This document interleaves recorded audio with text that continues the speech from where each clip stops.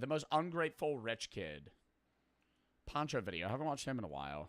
It still got tags on it. I don't even really know what I have. I have on an all-wool cashmere. Oh my God, y'all see all those boxes? God damn. And I have on my Rolex. Dude has a Rolex at 17? What the? $1,000 a month is not enough for me. I would like my allowance raised to $1,500. Oh, hell no. $1,500 a month? Do y'all get an allowance? I never got an allowance. There'd be times where, like, if I was going on a field trip, I'd be like, Mom, I need $20. She'd give me $20. But I never got paid. The only time I would ever sometimes get money is if I did, like, chores for my grandparents. But they would pay me. I never got money until I did work. Even if it was, like, there would be times where when I was in high school, before I worked at GNC or had, like, a yard working job where I was, like, mowing lawns or whatever, I was able to, like, you know, do base yard. I'd be like, do you need me to do anything? Go to your grandparents. Yeah, I'll give you $100 if you do this, this, this, this, this, and this. And so I'd work for like 2 days, and I'd get $100. That's how I would afford games. Oh, hell no. Somebody's got to humble this kid. All right, ladies and gentlemen, it's your favorite Mexican Raincoat here. I hope you're all doing well today. I'm not doing too bad myself today. We're watching another episode of Dr. Phil. Today's guest is apparently a 17-year-old boy who spends thousands of dollars of his mom's money on clothes. Designer clothes, to be exact. So basically, he's just a spoiled rich kid. Bro, the one thing that would piss me off was I used to have to wear a uniform at my school, and I went to like a preparatory school, right? And so we had to wear a suit every day to class. All the kids, I was like one of the more, I mean, now I have money, but I was fucking broke then because my parents were divorced, you know, whole thing. I was like middle low class. And I would go to school and I'd wear like belts from Marshalls, right? Like I'd wear like all my clothes was either hand me down or like I'd go to like a regular store, get something that didn't really fit perfectly, but it fit. But there'd be this, I remember I had a friend in high school, and he came to school and he was like, yeah, I got this Gucci belt for Christmas. And he shows me it.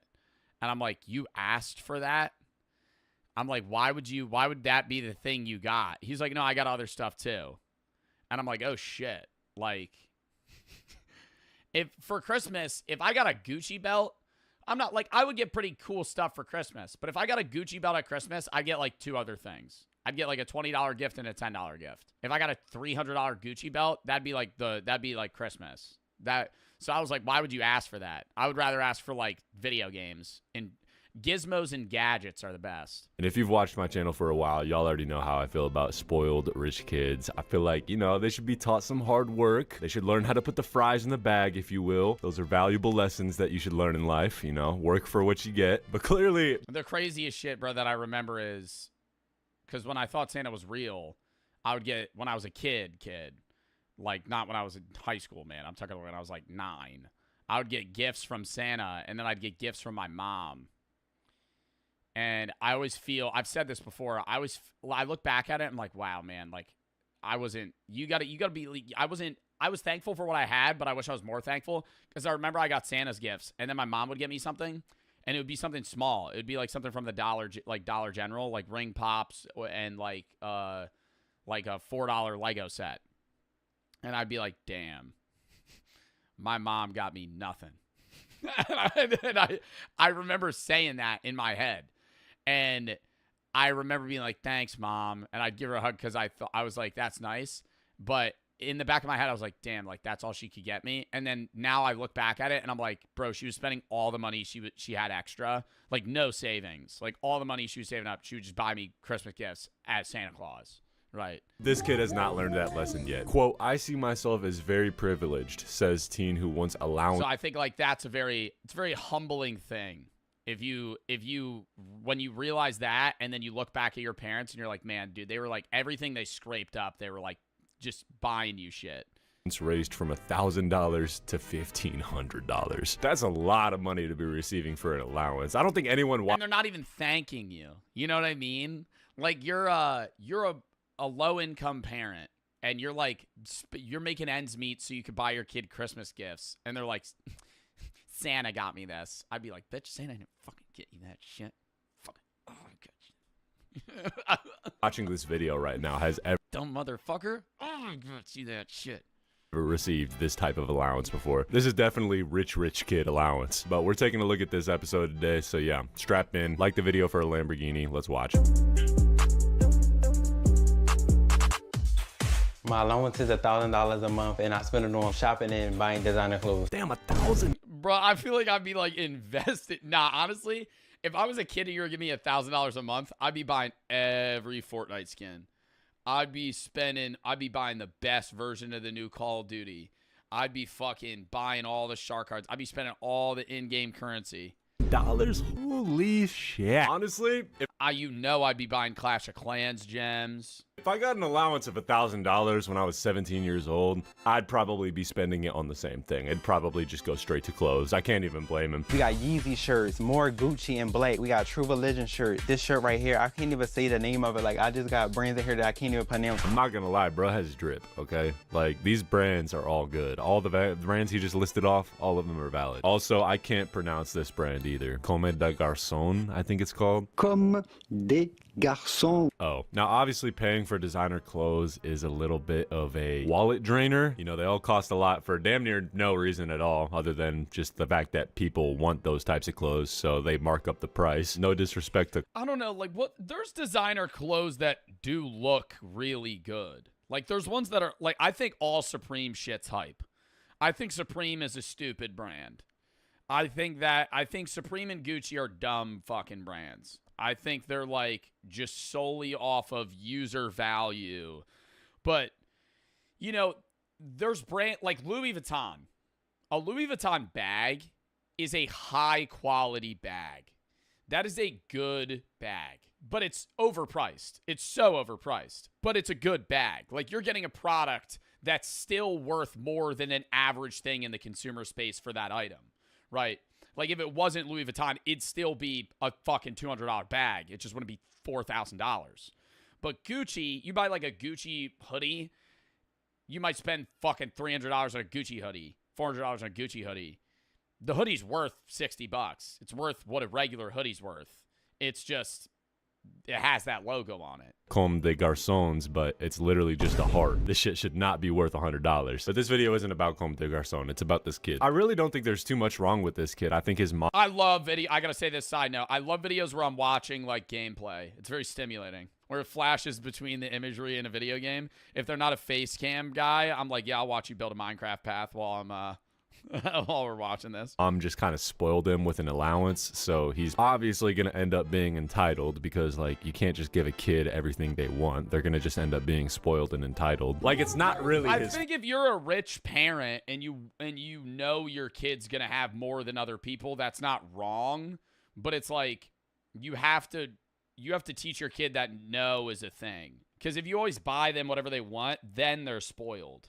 I think you could be a non-spoiled rich kid because if you have good parents and they're like, every once in a while, they're like, I'm not buying you that, right? And they're perceiving it in this instance where it's like, hey, yeah, your first car, I'll buy you. You won't have to buy yourself. It'll be nice. But, like, I'm not going to buy you everything you want when we go out. I'm not going to buy you this. Sometimes I'm not going to get you that. Sometimes you're going to have to use a hand-me-down. Fault that he's spoiled. You get what I'm saying? I just love swiping my card and it just say approved, approved, approved. Damn, bro. Come on, man. You ever get a card declined, bro? That's like getting shot in the fucking chest. Oh, my God. Especially if it's just, like, not even because there's not money in there. You get a card declined. You get a card declined because, like, the chip ain't read, and you're like, it didn't work. Do it again. You do it again. Doesn't work. You're like, I swear to God, I have the money to pay for this, man. You gotta believe me, I have the $30, bro. I'm not trying to steal this. Please don't think about this for the next 3 hours. You really had to flex on us brokies? I know I will. You. We have a chapstick that has 2-karat gold in here. What? We have a chapstick that has 2-karat gold in here. Why? Fucking... that's like the golden Schlager. The alcohol that has gold in it, fucking why? Or whenever you see those, you ever see those videos where not like Salt Bae, but it'll be it's a little person and he chops the food up like it'll be a fucking fat steak and he's got the best haircut you've ever seen. And he's got these sunglasses on and he goes, and he does the Salt Bae thing. Bro, sometimes they'll like cover that steak in gold. and cut it. And I'm like, you just spent $1,000 on a steak because it got covered in gold. What are we fucking doing? Okay, that's a dumb purchase. That shit is the dumbest shit I've ever heard. A chapstick with gold in it? That seems like the type of product that only super rich people buy, specifically to feel more rich. Like, who out here is buying gold chapstick, bro? That is so unnecessary. Reminds me of the gold pizza that Mr. Beast ate. But again, bro, I can't Oh, the Bitcoin pizza? The Bitcoin pizza? Yeah. That shit. You're eating it, you're gonna fucking poop it out. I'm gonna shit into a fucking spaghetti strainer. really blame this kid for buying this because his mom is conditioning him to become a spoiled brat by giving him all this money. So it's like, of course he's going to turn into somebody who buys golden lipstick or chapstick. It's gold on my lips. My favorite brands is Burberry. My Burberry favorites. You know, I got the shirt on. I love Burberry. Balenciaga. What the fuck is the name of that brand? What the fuck is the name of that brand? Burberry? Burberry? Favorites. You know, I got the shirt on. I love Burberry. Burberry. What is that? Burberry. Damn, so he's really getting I thought it was Burberry. anything he wants. Like, holy Burberry. shit, this would have been my 17-year-old dream. Half of this stuff, it still got tags on it. I don't even really know what I have. I have on an all-wool cashmere. Oh my God, y'all see all those boxes? God damn. And I have on my Rolex. Dude has a Rolex at 17? What the Has this kid worked a day in his life? Has he done any chores or anything? Like, what is this kid doing to deserve all of this? Because from what it seems like all he's doing is just existing. And boom, he gets a Rolex for that. There's definitely an off-balanced reward. Yeah, I've always thought, like, I know I make good money on social media. I'm like, if my kid ever grows into wealth, I'm gonna make sure he ain't some bum. I don't care what he does with his life. Just don't be a fucking bum. You know, don't be a bum. That's like, I don't care, you know, if you don't have to get a degree, you don't have to fucking make a lot of money. You could be whoever you want. You can have whatever sexuality you want. Just don't be a bum, right? Don't be a loser, right? That just does job. No, not even. Okay, I'm not saying they have to work all the time. I'm like, just don't be a bum. You know what I mean? Like somebody that just like they're just you know, breathing air, man. They're just fucking. They don't do anything.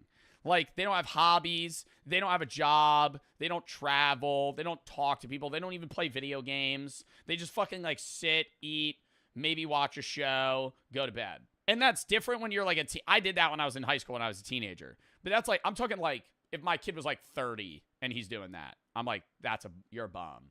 I'm a bum. You're not a bum if you're, like, 15 and all you do is, like, wake up, eat food, take a shit, watch a show, play Fortnite with your friends. That's teenage shit, right? You're a bum. You're in your bum stage, right? You got to get out of being a bum. At some point, you evolve from being a bum, but some people don't, and then they're just bums. I've said the word bum like 100 times. System put in place between this kid and his mom. Mom's just throwing money at her kid. That's crazy. This was $1,000 or $900. I spent $2,000. Like a guy that's like, a bum is like a dude that's 25 and he's like, yeah, I've just been like, bro, there's like not really many good jobs open right now that I kind of want to work right now. So I'm kind of just waiting for the job market to open up. I've been doing a bit of day trading every day. I made like $20 on GME stock. But outside of that, really, I just kind of like I don't know, maybe 8 hours of league a day. And then I've also just been working on my own NFT. So that's kind of like the route I'm going down right now. I've just been like really looking into the space. I'm a part of a paid Discord server for sports betting. They have really good picks. So yeah, no, like I've been like kind of tailing some of the bets, and right now I'm up like $35. So if I make a few more good ones, I'll probably be able to like pay for the membership soon. And then at that point, I'm like, I'll be winning money, you know? And, you know, sometimes you're down, but then you gotta keep tailing them, man. You know, as he says, Roger the Rabbit. What the fuck am I saying? I'm just rambling right now. I'm trying to make up a scenario. It pains me to listen to and watch. Holy shit, $2,000 on a tracksuit, bro? Oh my God. My nickname is King, and I feel like it fits me because I'm the king of designer. Okay, all right, now, buddy, chill out. His nickname's King. I feel like if somebody's nickname's King, you gave yourself that fucking nickname. You know what I mean? You think somebody gave him that? Be like, yo, bro, your nickname's King, though. Everybody's nickname's always corny. or it's just a shortened version of their name. Nobody's being like, yo, dude, you're like, yo, I'm going to start calling you king, man. This is all bought by your mom. I guess now is the part where the entitlement starts, showing. They call me the king because I'm the king of A designer. lot of people do say I'm bougie. Like all my fashion books, Barney's New York, Fendi book, Tiffany & Co. holiday collection book. I see myself very privileged. Very verbalaged? Did he say privileged or verbalaged? I don't even know what verbalaged means. But if he said he's really privileged, that's right. That's just correct. I mean, at least he's self-aware of it. But one other thing I noticed is that this kid has a lot of fashion books. And if he is passionate about fashion, then that's honestly pretty cool. But if he's just one of those hype beasts who just gets everything at bougie stores, then that's a little corny. But either way, the mom is the cause of all of this. Limited edition is everything. You gotta have a Yeah, I feel like a lot of I feel like you grow into your brand and things that you like as you like get out of the end of high school. When you're when you're in middle school and high school and it's like your friend gets something that's designer and he's like, yeah, this is sick, it's Supreme. He doesn't actually like Supreme. His older brother told him Supreme was really cool. And so he asked his mom for it for Christmas. And so now he wears LeBrons because he knows who LeBron James is. And all the cool kids he knows wear LeBrons. He doesn't actually like the brand. If anything, he probably dislikes the shoes. And he doesn't really change until like you're at a point. There's like a point in your life where you kind of try to like be a part of the herd to fit in, and then you actually just like become your own person. limited edition piece in your closet, or your closet is corny, your drip is corny. Okay, that is some goofy ass logic, bro. You don't need limited edition anything to have good drip. That's definitely something a rich, spoiled kid would say. $1,000 a month is not enough for me. I would like my allowance raised to $1,500. My God, the entitlement is coming. And the thing with an allowance is like, bro's getting $1,000 a month. He's getting $12,000 a year to spend on whatever he wants. His bills are still being covered. You know, he's still being bought food. When he goes other places, he's still probably getting more money. $1,500 a month is how much part-time jobs pay per month. And he's doing nothing. He's doing no work. Like, where is he getting this entitlement from? Oh, wait. It's definitely the mom, isn't it? Okay, guys, so this is my brand new Givenchy book Yeah, he wants 18 grand a year of spending money. bag. Some YouTube channels I admire is Nicolette. Oh, no. Oh, no. Of course, the spoiled brat is inspired by the final boss spoiled brat. That's so crazy. I was just about to mention Nicolette. This guy kind of reminds me of her, because Nicolette was wanting $2,000 a month, I believe, of monthly allowance or something like that, and this guy wants $1,500. So no wonder that he's inspired by her. He's really following in her footsteps, huh? Jeffree Star, the Ace family. My mom is not supposed. The Ace family. I have never heard somebody in my life say that Ace family was their favorite YouTube channel. I would never in my life think that I would have heard that. There's people they have a lot of subs. Your favorite YouTube channel? She rather me go to college. Yeah, that's a pretty good plan. I don't feel like an average person. I'm above that. Ew, okay, chill out, buddy. You are just like everybody else. There is nothing too special about you. I can confirm that. Bro really thinks he's the main character just because his mom spoils him. Oh my God. It's crazy because this lifestyle that he's living is not funded by him, but he sure is acting like it is. I want to tell Dr. Phil, my mom needs to raise my allowance and that she needs to stop pressuring me to go to college. But the problem is, like, whenever they have this level of, oh my God, did he just say stop pressuring me to go to college? If she's paying you $12K a year, you go to college. I'm not even different from the argument of, you know, I don't want to go to college. I want to do with what I want to do with my life. But if your mom's paying you $12K a year, untaxed money that you could do whatever you want with, you go to college. Hey, you want me to go to college? Hey, yeah, I'll go to college for 8 years. That's fine. If you just keep paying me $20,000 a year to fucking do nothing. Fucking, oh, I don't have a job? Oh, but you're still going to give me money. I just got to go to college. Okay. Yeah, definitely spoiled, definitely entitled, definitely a rich kid. Isn't college easier than high school? Depends on the major. I mean, I think the material was harder for my college experience, but I think overall it was easier. Because I did more reading and writing than like test taking. But honestly, I But that was because I was in philosophy. still stand on what I said earlier. If I was 17 and my mom was giving me all this money, I'd probably be entitled to. I just feel like parents should not be doing that. They shouldn't be spoiling their kids like that because it'll just gash these kids' heads up. And this kid's just the perfect example of that. Anyways, let's hear out what the mom has to say because I'm curious to know her POV. I get mad and frustrated with Ryan because he just wants more and more money all the time. But who keeps on giving it?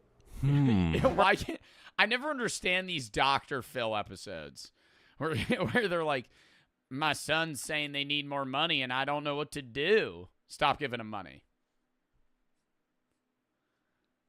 Stop giving him money. What do you do? What do you mean? What are they gonna do? I'm moving out. With what?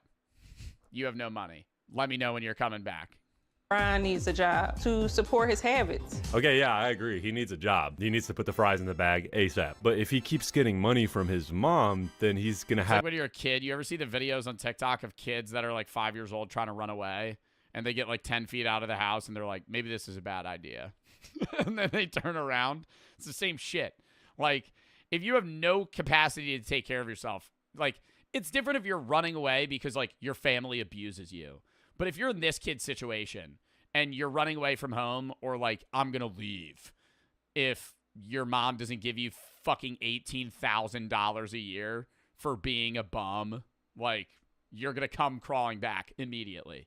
Have no reason to get a job because he already has money. He's getting the money from his mom. So why would he need to get a job, you know? So far, I think the mom's just a flat out enabler. I had a summer job at 15. I was washing dishes and I only was getting paid like $100 every 2 weeks, which is not enough to support my lifestyle. $100 every 2 weeks. So you were working like maybe 1 10-hour shift a week. You were working once a week. God, what is it with these teenagers thinking that they need to fund a lifestyle? I had like a part-time job and I worked like 8 hours on Mondays. Bro. A bougie lifestyle is And I couldn't buy designer clothes. I don't know. earned. It's not just given to you. If you want to have a bunch of nice things and a nice place to stay and a nice car, all that, a nice lifestyle. That's good for a teenager? Bro, I even think that's fine. If you can land a part-time job in high school to work 2 days a week, that's fucking fire. Because then you're just getting money. You still have the majority of your time off, and you're still saving. You gotta earn it. It's that simple. Like, he's over here saying he wants to live large without putting any work in. But in the real world, most people just work hard to afford How much do you think everything he has would cost? Clothing-wise, I have no idea. the basics. He's over here complaining about something that others would be super grateful for. This kid's clearly out of touch, but that's spoiled rich kids for you. Basically, after 4 weeks of working there, I quit because I got tired of being told what to do. He quit his job because they were telling him to work? Like, what the fuck? All the employed people watching this video are just watching this like, what the fuck? I quit my job at GNC because they wouldn't give me enough hours. It was COVID. They were like, we're going to have to prioritize some of the other people. And I went, okay. And then I texted her. I was like, I'm quitting. What do you need me to do?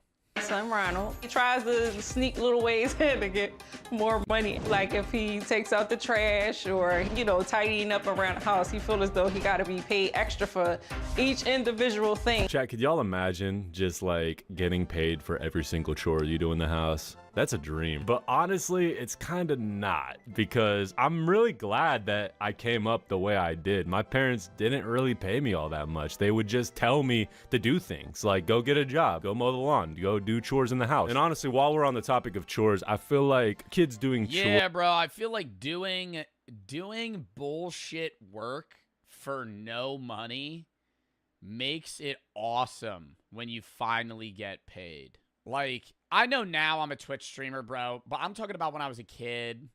You do bullshit, you don't get paid much. Sometimes you'll get paid if you do a shitload of chores. And then, like, you have a job for the first time and you get your first... Bro, getting your first paycheck is, like, such a fire thing. I remember I got my first, like, bi-weekly paycheck. It was, like, $300, $350 because I worked, like, multiple weeks, sold a bunch of things. I got commission. I was like, damn, bro. I actually have money. just teaches them what it's like owning a house in the future. I feel like that's the value of doing chores. They get to know what maintaining a home is like, and they get early experience doing that. I don't feel like, you know, they should be paid for that. I feel like that's just like learning work. That's just learning hard work. I know I sound like an unk describing all this, but like it's true. I think there's instances where you have everyday tasks that you just gotta fucking do, right? Like you take out the trash, do the dishes. But if it's like, hey, if you mow your grandparents' lawn, I'll give you $30.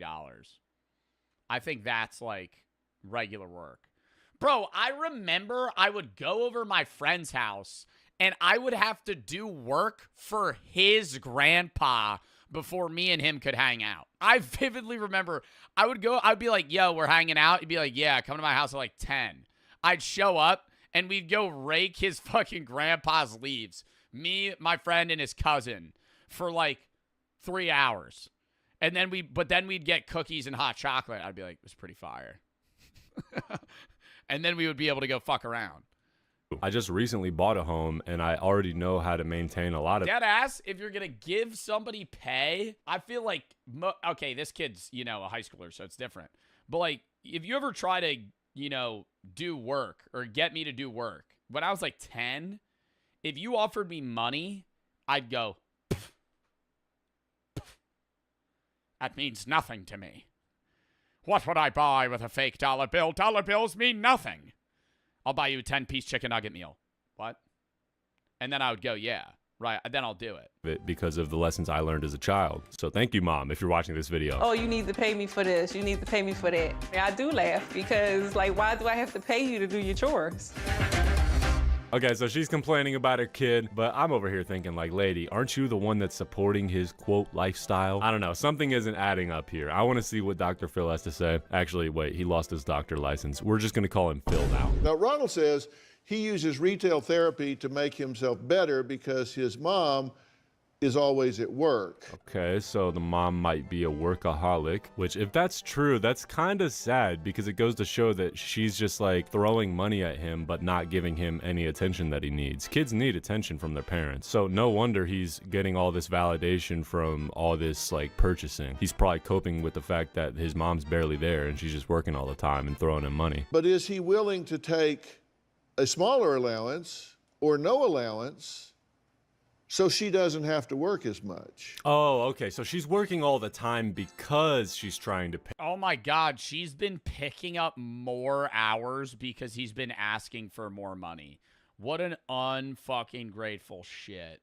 I also think that's still on her where she could just be like, no. Pay for his allowance. Yeah, she's definitely enabling this. I feel like mom should just put her foot down and say, no, you're not getting any allowance. And boom, it solves a lot of the problems. She doesn't have to work as much now and she can see her kid more. And he won't turn out to be a spoiled brat because he's not getting any money anymore and he has to learn to work. She gonna work more to raise my allowance. Ain't nothing wrong with that. Whoa, holy shit, this kid is entitled as hell. He really said, yeah, She's gonna work more to afford more for me. who does bro think he is? He hasn't put any work in to afford his lifestyle, which means he doesn't deserve it. Graduate high school at the end of the year, your allowance will be cut off. Oh no. You're going to have to work a job or 2 jobs. What do you mean, oh no? Like they don't have control over it. You have no say. You have literally no say. What do you mean, oh no? She could just be like, no, I'm not paying you anymore. This kid's panicking. It's honestly satisfying to see, bro. He's gonna have to learn to put the fries in the bag. A pivotal moment in everyone's life. No. Because I can't do it. That's not gonna happen, bro. I can't. Let me ask you something. What, Phil? Spill it out. You're living in a small bedroom in your house, and he's in the. Oh, now let me ask you something here. So your son's buying some nice clothes like Nike. What is he getting? Okay, yeah. How much is your son spending a month? Did you say again? I feel like Dr. Phil just fucking losing his mind up on stage. Unbearable to watch. Master Suite. Wait, what? Did you see? I've been playing Fortnite recently. I've been trying to get my own Fortnite skin. What? This kid gets the master bedroom? Holy shit, this mom is such a pushover. Y'all, imagine getting the master bedroom in your parents' house. That is crazy levels of privilege. No wonder he ended up this entitled. That's crazy. Who pays for this house? I do. But you put him in the master suite and you go down the hall and live in a smaller bedroom. Why is that? Dr. Phil coming in with the common sense for sure. Yeah. I think this goes back to let me say this. Not all single children are spoiled. Semicolon, however, comma. Spoiled children are more likely to also be single children, in my opinion. I feel like if you are an only child, you are more likely to be spoiled. Not guaranteed, right? But it's just the idea that, like, all the attention is going to you, or all the money or everything. Like, there's less spread out. You don't learn to that's what it is. You don't learn to share, right? Sharing is like, you learn communism when you learn communism if you're not an only child. No, but it's like, you learn, I guess, you have like a friend growing up. You have somebody that's probably going to fuck with you, right? So you already have a nuisance in your life from the day you're born. And things are spread out, so you share. Yeah, like, why does he have that room? Dude's literally getting prince treatment, and no wonder he feels like he's the king. The king of designer. What did you say to yourself to make that okay? Well, I gave him the bigger room because he has a lot more clothes than I do. Oh my God, bro. This is so hard to watch. Really? You gave him the room because he has more clothes. The king of designer. Oh my God. Yeah, just say you're a pushover by this point. I just let him take the bigger room with all his clothes, and I took the smaller room. My question is why? I don't 'Cause know, I'm a Dr. king. Phil. I just need help with. You know, I'm going to loosen up on the mom. I feel bad for her because I think she acknowledges that she's a pushover and genuinely wants to change. And also, I feel like this. Yeah, there probably are times where she does say no to him, and then he just, like, guilts her, and she folds immediately. Son is well aware of the fact that the mom is a pushover. He's taking advantage of that, actually, by moving into the master bedroom, getting all this money from her, etc. So I really do feel for the mom in this situation. As much as she's the enabler in it, she still is acknowledging it and trying to change. So salute to her. I hope it happens. Hopefully she can build the courage to make some change. Because who wants to raise a spoiled rich kid, bro? Those kids are the worst. Reparenting for us, this whole situation helps with here. Ryan. Yes. Yeah, it helps here. Dr. Phil, that smile is very creepy. Please stop. I really do. Oh, help is here. Okay, Phil. Oh, help us here. Don't you worry. After I get my Fortnite skin, we're going to be killing your son. That's how we're going to get rid of the problem for you. You're welcome. You've been cured. Next person. Please stop. You're creeping me out. You know, he's been writing in, actually. He wrote to me on... You see how nervous he looks? Oh boy, I think he knows what's coming. Better get them job applications ready. He says, my mom thinks I have a spending and attitude problem. I want her to stop picking on me. I feel like she doesn't want me to have a normal teenage life. What? A normal teenage life doesn't consist of getting thousands of dollars in allowance a month. A normal teenage life is being broke and hanging out in the parking lot of, like, a Target. And sitting around with your friends and going, so what do we do? So what do we do? Or having every single designer or piece of clothing ever. That is not a normal teenage life, bro. I feel like a normal teenage life consists of going to school, getting a part-time job, maybe. I know me and a lot of my friends had part-time jobs while we were young. I think most people in high school, if they get a job, it's usually senior year. Maybe a summer job, and then you usually get, like, your first, like, long form or long part-time job in college. You're maybe getting your first car as well. Like, those are things that consist of a normal teenage life. That statement he made of, I just want to have a normal teenage life, so she should give me all this allowance and all these clothes. That statement alone just goes to show how out of touch he is. Every time I try to go out with my friends, she always wants to know where I'm going and who I'm going with. What? That is the most tame parent thing. Bro, that is the most normal, that is the most reasonable thing. Where are you going? Where are you going? Here. Okay, that's whatever. That's like bare minimum. It's like, just not having your kid disappear for fucking 10 hours. Yes. Hey, that's a normal part of teenage life too. My mom had my location, bro. My mom was known. I think that's most parents now. Yeah, they got the location. They got your iPhone. Yeah, I think that. But there's maybe parents that are like, oh yeah, you can't go out with your friends. Hey, where do you want to go? Here, never mind, you can't go. Like, that's dickhead shit. But if they just want to know where you're going, Everything about where I was at, who I was with, like, or yeah, all like Life 360 is another app. that stuff. That's like parenting 101. As much as I didn't like it, I understand now that those are pretty normal parenting techniques. I just want Dr. Phil to talk to my mom and get us on better terms as far as our relationship and see if he can get my allowance raised. Of course. Dev, he is really bag chasing here. I feel like he's living in the fucking dark realm, dude. This guy's living in the fucking dreamland, man. Hey, Dr. Phil, could you get my mom to pay me more money? Not in the organic way. He's just trying to take from his mom. This is entitlement at its finest, ladies and gentlemen. Watch and observe. Well, that allowance is not going to happen. No, it's going to happen. So. And I feel as though we will have a better relationship if he can learn to save money more and spend less. Yeah, I feel like her giving her some. Why do that, bro? I feel like she just need to crash out on him. Like, I think that would solve.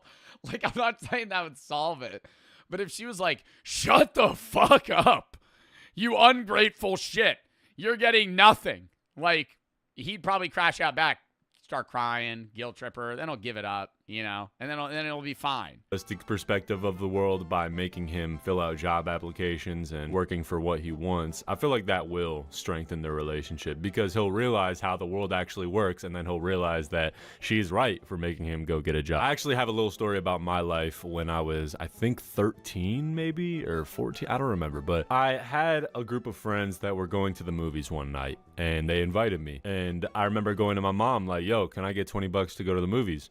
And this was around the time my stepdad started becoming a member of the family, and he was in the house by this point. And I remember him telling me, nope, you're not going to ask for your mom for money. You got to go mow a lawn, go to a neighbor's house, ask to mow their lawn for some money, do something for some money, work for it. You can't just keep asking your mom for money. And since that day, bro, my life has completely... Fuck you, Mom! I'll go sell crack on the streets!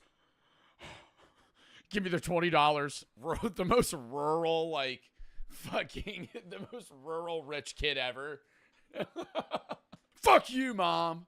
I'll go fucking start cooking meth like Walter White. You don't even know how to do it. I'll figure it out. Completely changed, bro. Because that was the day I learned the value of hard work. I'm telling you. And since that day, I've been working for everything I have. And also since that day, I've grown closer with my parents because they were teaching a valuable lesson. And right after that day, I started mowing my neighbor's lawns and I started stacking up. Overall, this kid's definitely just spoiled and entitled, and it's partially the mom's fault. Well, mostly the mom's fault, but at least she's acknowledging it and trying to make some changes to make sure that he can work for what he gets in life and understands that money isn't a given in life. And yeah, Yeah, I mean, that's about all you could say. I wish they did update shit for this. He wants $1,500. That's not, I've never even gotten allowance.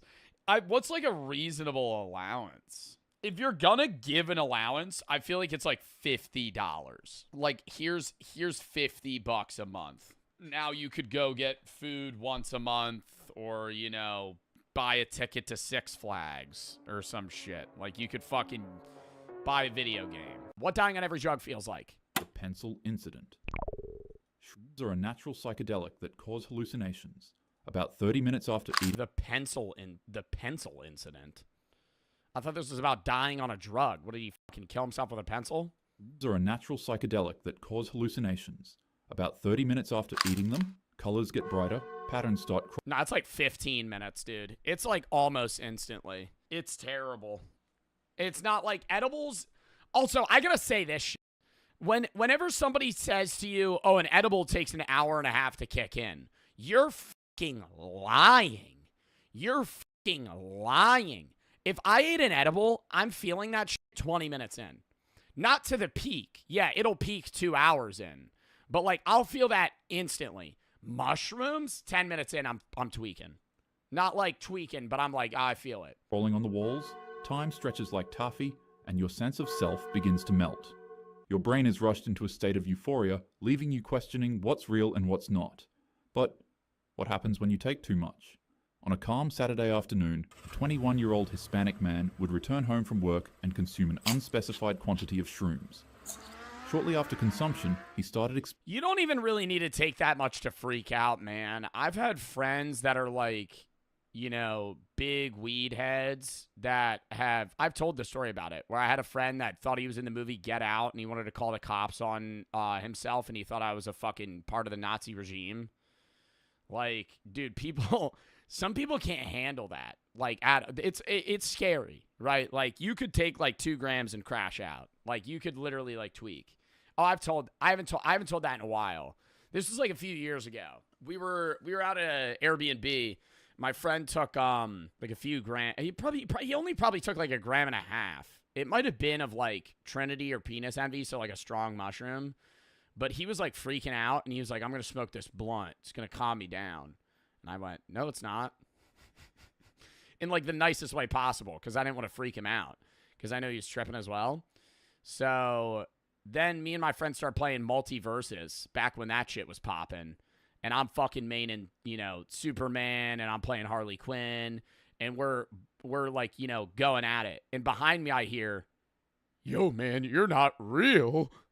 And I go, pause the game, because we're playing local, right? And I go, me and my friend simultaneously turn, and I'm like, uh-oh. And my one friend is holding him by his shoulders, like trying to calm him down. And he's like, "Bro, you need to give me your keys, man." Because he's already panicking. He's like, "This guy's going to freak out." He calls his mom.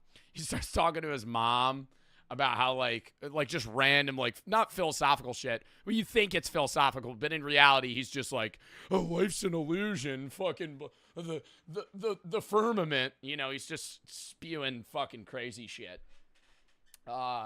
And then he like almost starts like fighting us. And he's like, I'm gonna call an ambulance. I'm gonna get out of here. And I'm like, "Bro, what are you talking about?" I'm like, "Calm down, man." And we finally like talk sense into him. He like falls asleep. Next day, he was like, "Yeah, I was ready to kill y'all." I was like, "Whoa, maybe you shouldn't do that." So yeah, you could like tweak on any amount.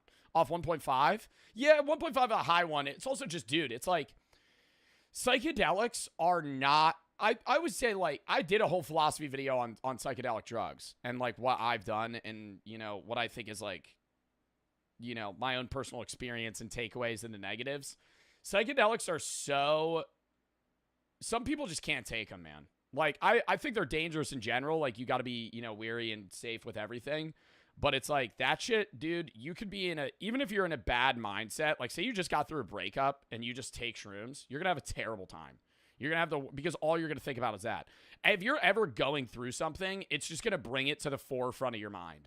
So unless you're in like a perfectly mental clear headspace, you never want to be on that shit. Experiencing a bad trip and begun acting erratically upon arriving to his house. His stepfather and brother would step in and restrain him to try to calm him down, but he'd break free of their grasp and also break a glass vase in the process. In his frenzied state, he'd then begin to rub himself against the glass shards on the floor and severely injure his arms and legs. His brother and stepfather would successfully intervene to stop him from injuring himself any further with the glass shards, and he'd be... I would duct tape him to a chair. He started fucking rubbing his body against shards of glass. Shockingly enough, in a horrific act, he'd take a number 2 pencil that was laying on the desk, stand it upright, and repeatedly smash his head on the sharpened pencil. When he raised his head, he'd reveal that he jabbed the pencil repeatedly into both of his eye sockets. He would stand up again to do something else, but quickly vomited on himself, leaving his family in a state of total panic. Emergency services were called, where they tried... I would think he was on, like, bath salts, bro. If somebody came, bro, he ran into the house, started rubbing glass on himself, stabbed himself in the fucking head with a pencil. Desperately to save the young man's life, but unfortunately, they would only get so far. Shrooms are one of the least toxic substances in the world. You'd need... Least toxic, they have the least deaths, least overdoses. Need to eat dozens or even hundreds of grams to fatally overdose. But that doesn't mean people can't die from it.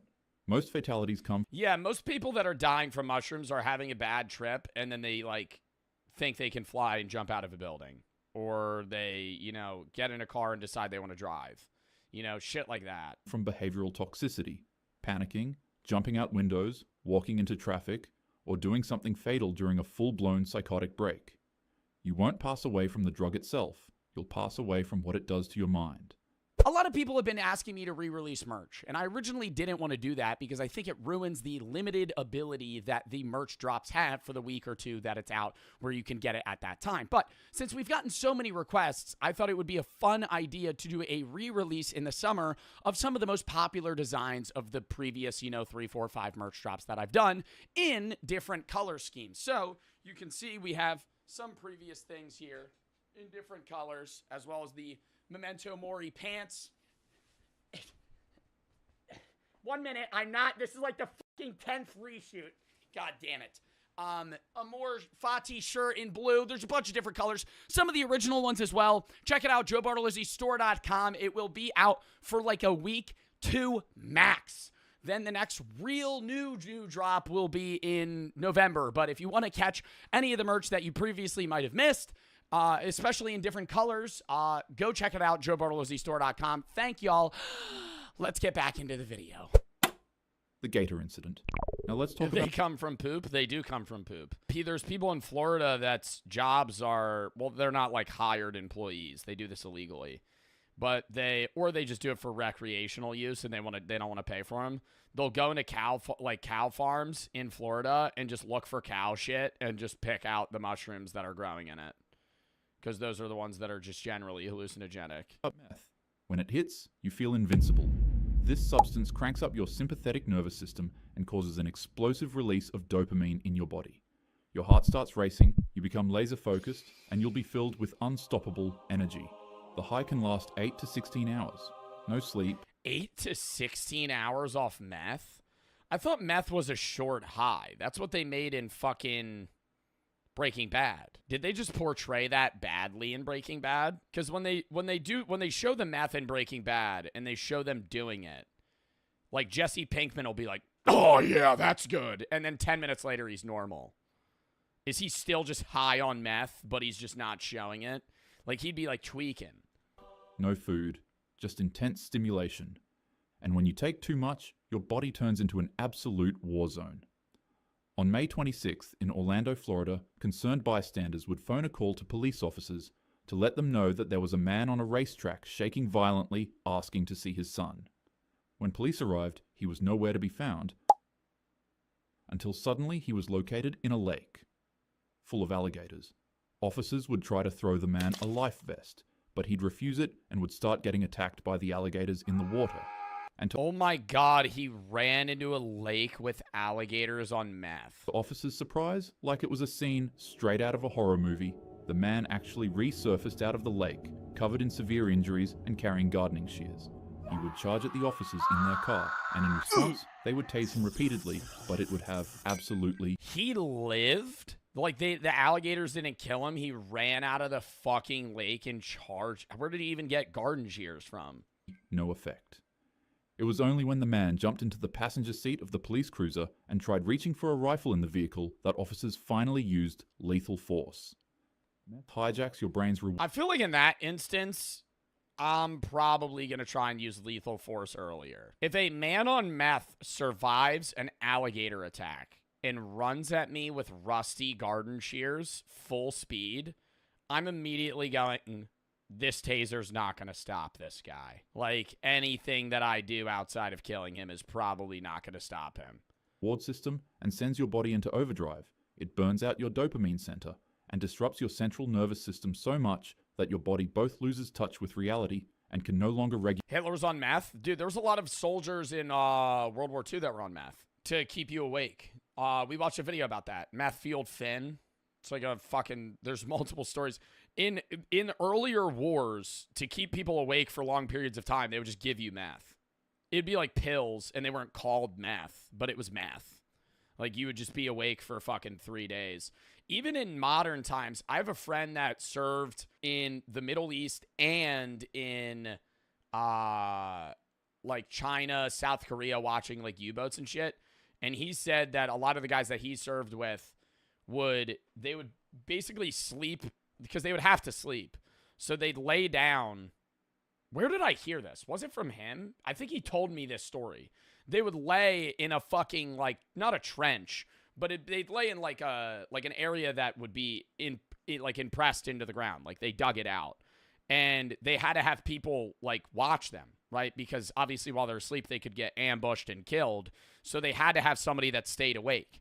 And the guy that they would have stay awake was the dude that was like watching the aerial shit from above that would like drone strike people, and he would have to stay awake for like a week or like 5 days or however long it was. So they said he would just be on fucking meth like the whole time, like meth or whatever drug they gave him, and he would just be like wired, because while they're sleeping they just hear the ground shattering because this guy that's been awake for fucking 72 hours is just fucking bombing people that are closing in on them.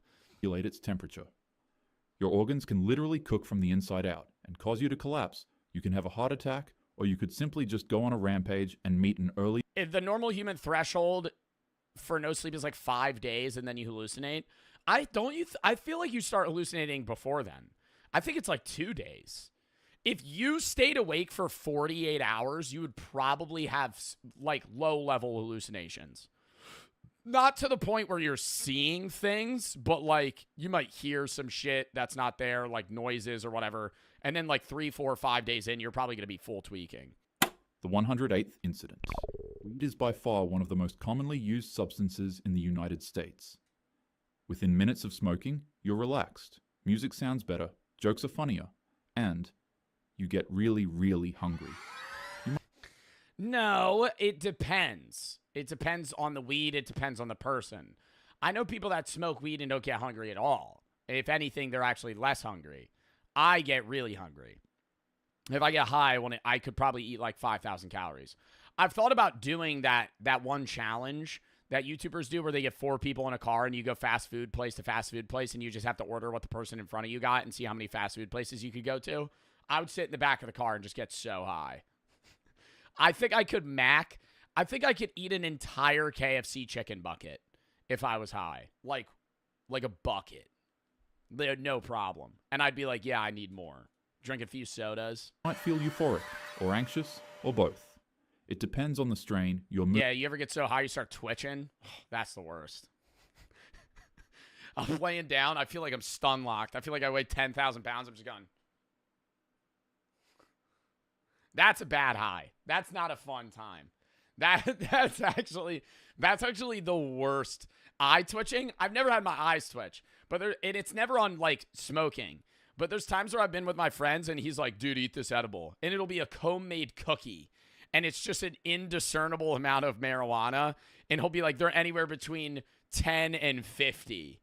And so I'll eat 1 or 2. And then like an hour and a half in, I'm just like, oh my God. Like I can't even, like I'm not tired, but I can't sleep. Because if you try falling asleep, you actually start like tripping. Because you're like, you're high on the edible weed and that becomes like hallucinogenic almost. And so I start hearing like fucking auditory things. Like there was one time I was watching Family Guy. I started falling asleep and they played this song and I swear to God, like the music entered my brain and I felt the sound like reverberating off the inside of my skull. And I went, I like stood up and I was like, I'm dying. Food and your brain chemistry. So what happened? I'd be thinking of people were walking in my house. The most high I ever was the time I was hanging out with Brooke and it was Halloween and we were watching a Jason movie or Michael Myers, and I deadass convinced myself my life led up to me dying in a horror movie. I was like, wow, I'm in a movie about a guy that's watching a horror movie and he's in one. And that was terrible. And I in the back of my head, I was like, that's not real, right? But I was like, you know, I was corner sweeping, you know, like a Ready or Not rainbow, like side peek. I'd be like looking around. When you smoke too much of it, well, here's the truth. You can't die from THC toxicity alone. There's no known lethal dose in humans. You'd have to smoke. Yeah, for you to die from weed, you would need to eat like pounds of it. Thousands of joints in a short time to even come close. But that doesn't mean weed is harmless. In the spring of 2018 in California, a woman who had just befriended a man. Well, it's very common. My friend's a paramedic. Not trying to do this friend shit anymore, right? Oh, Joe has a friend for everything. No, this is the same guy that I tell half the stories about. My friend's a paramedic. I've talked about him before.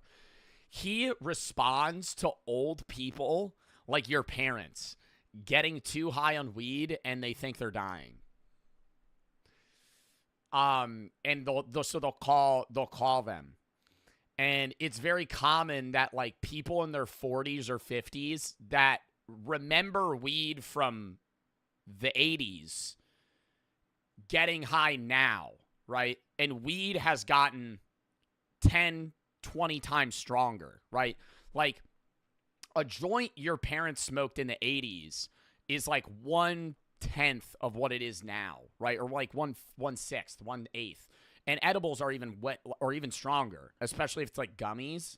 And so he says like once every other week, he actually gets a call from like 50-year-old like couples that decided they were going to eat like 100 milligrams of weed, thinking they would just be like averagely high and like full on freaking out. And like calling being like, I'm dying, please. And at a dog park she frequently visited would follow him home to his apartment for a quick spark-up session. 100? Yeah, no, that it's 100 of whatever boof shit or what. Like most dispensaries are getting 10 milligram edibles. That's what I eat. But like, if you get stuff from like gas station gummies are like 50s and they feel like 10s. Which, mind you, is totally legal in the state of California. Got to do research. I know, bro. I feel like how crazy you got to be to just like no questions asked. Somebody hands you a weed gummy and you just eat it. Like the first thing I'm going, how much is this? Right. And I'm like, don't lie to me. Cause I've had my friends lie to me. It's 10. I eat it. That was 30. Fuck you. Right. That's like the most common thing. No, it's 10, bro. It's just a regular 10. I eat it 30. Fuck. And then I'm sitting there and you're like, oh, you already digested it. So now you're just along for the fucking ride. Bitch ass friends. Oh no, it's dickhead shit. I mean, it's like borderline drugging, but I'm like, I've never been like mad. It would be different if I was like, what is this? He's like 10 milligrams. I eat it and he goes, that was Xanax. Then I'd be like, whoa, you just drugged me. But if he convinces me to eat a 10 or a 20 milligram edible and then he's like, it's 30, I'm going to be like a little upset. California. After the two finished lighting up grass through a bong, the woman would unexpectedly shoot up from her seat straight to the kitchen and grab 3 knives. Hey, could you come back with some chips? And maybe some ice cream? And maybe some chicken Oh! Are you trying to chop up some salsa? I love salsa. Jim, I'm not making salsa.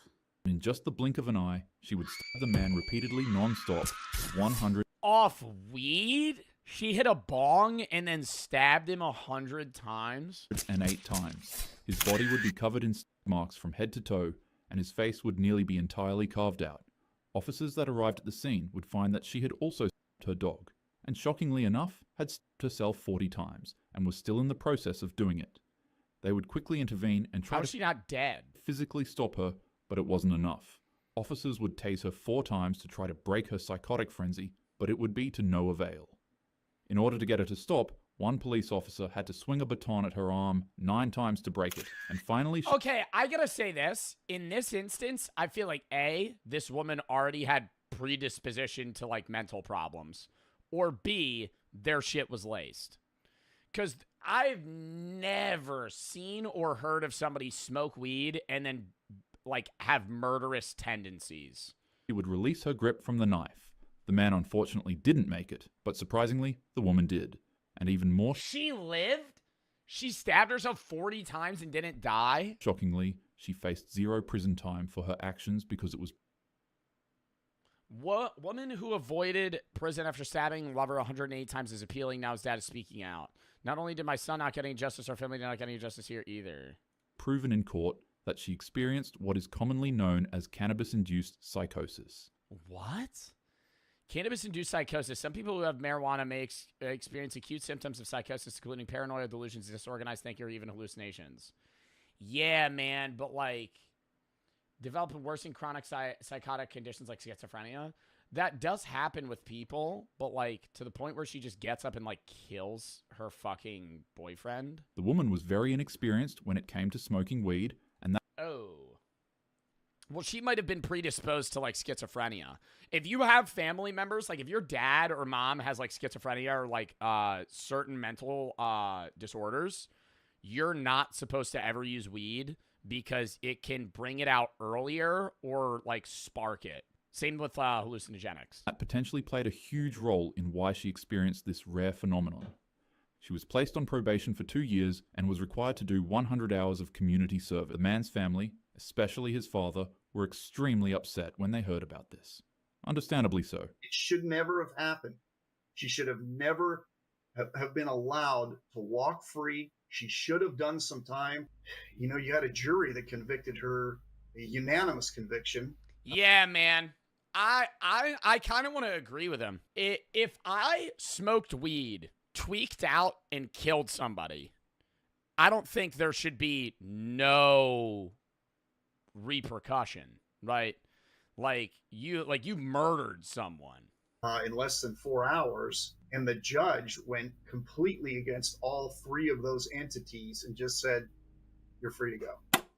The stove. Or at least have to go get like mental health help, bro. Like even she could plead insanity in that moment and then like go to a ward and get help. YouTube really didn't like the case on ecstasy that I found. So instead, we'll go over this situation where a 26-year-old martial arts fighter and his sparring partner consumed an unnatural amount of shrooms while in their apartment.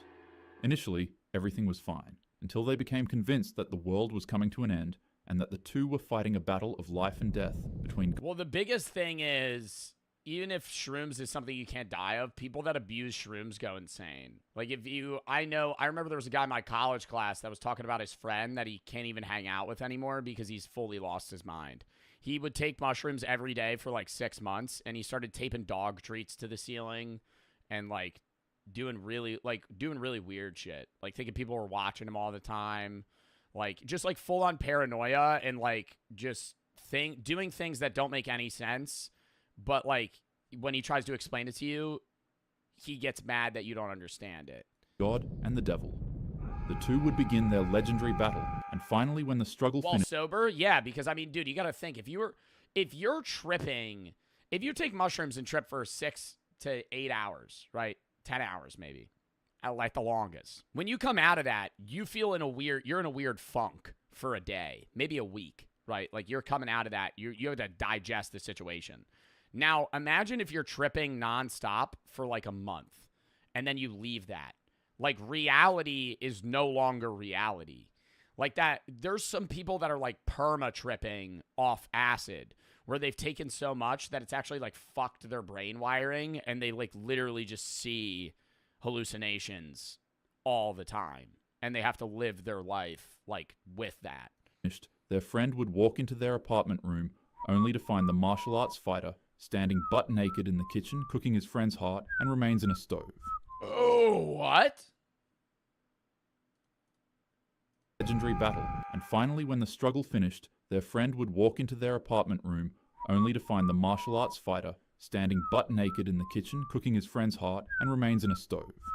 The victim would be found laying on the couch, missing his face, tongue, and heart. And sadly, the autopsy revealed that he was alive when his chest was ripped open and his heart was taken out. The martial arts fighter wouldn't be as lucky as the woman in our last case. He'd be formally charged and sentenced to 47 years in state prison for what he did to his friend.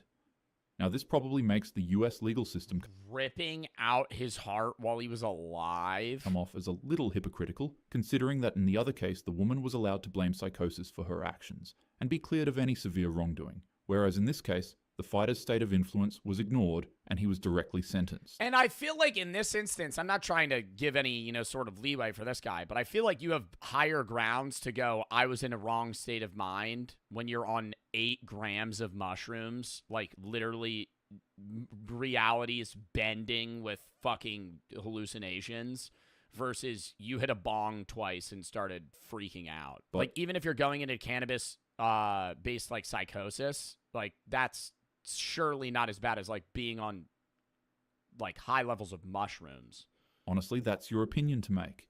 Have you ever had shrooms? Yeah, that's what we're fucking talking about. When it comes to overdosing on psilocybin, you'll find... And I'm not promoting that either. I really need to say that, right? Like, I know I use weed a lot, and I say, you know, B21, it's legal in your state.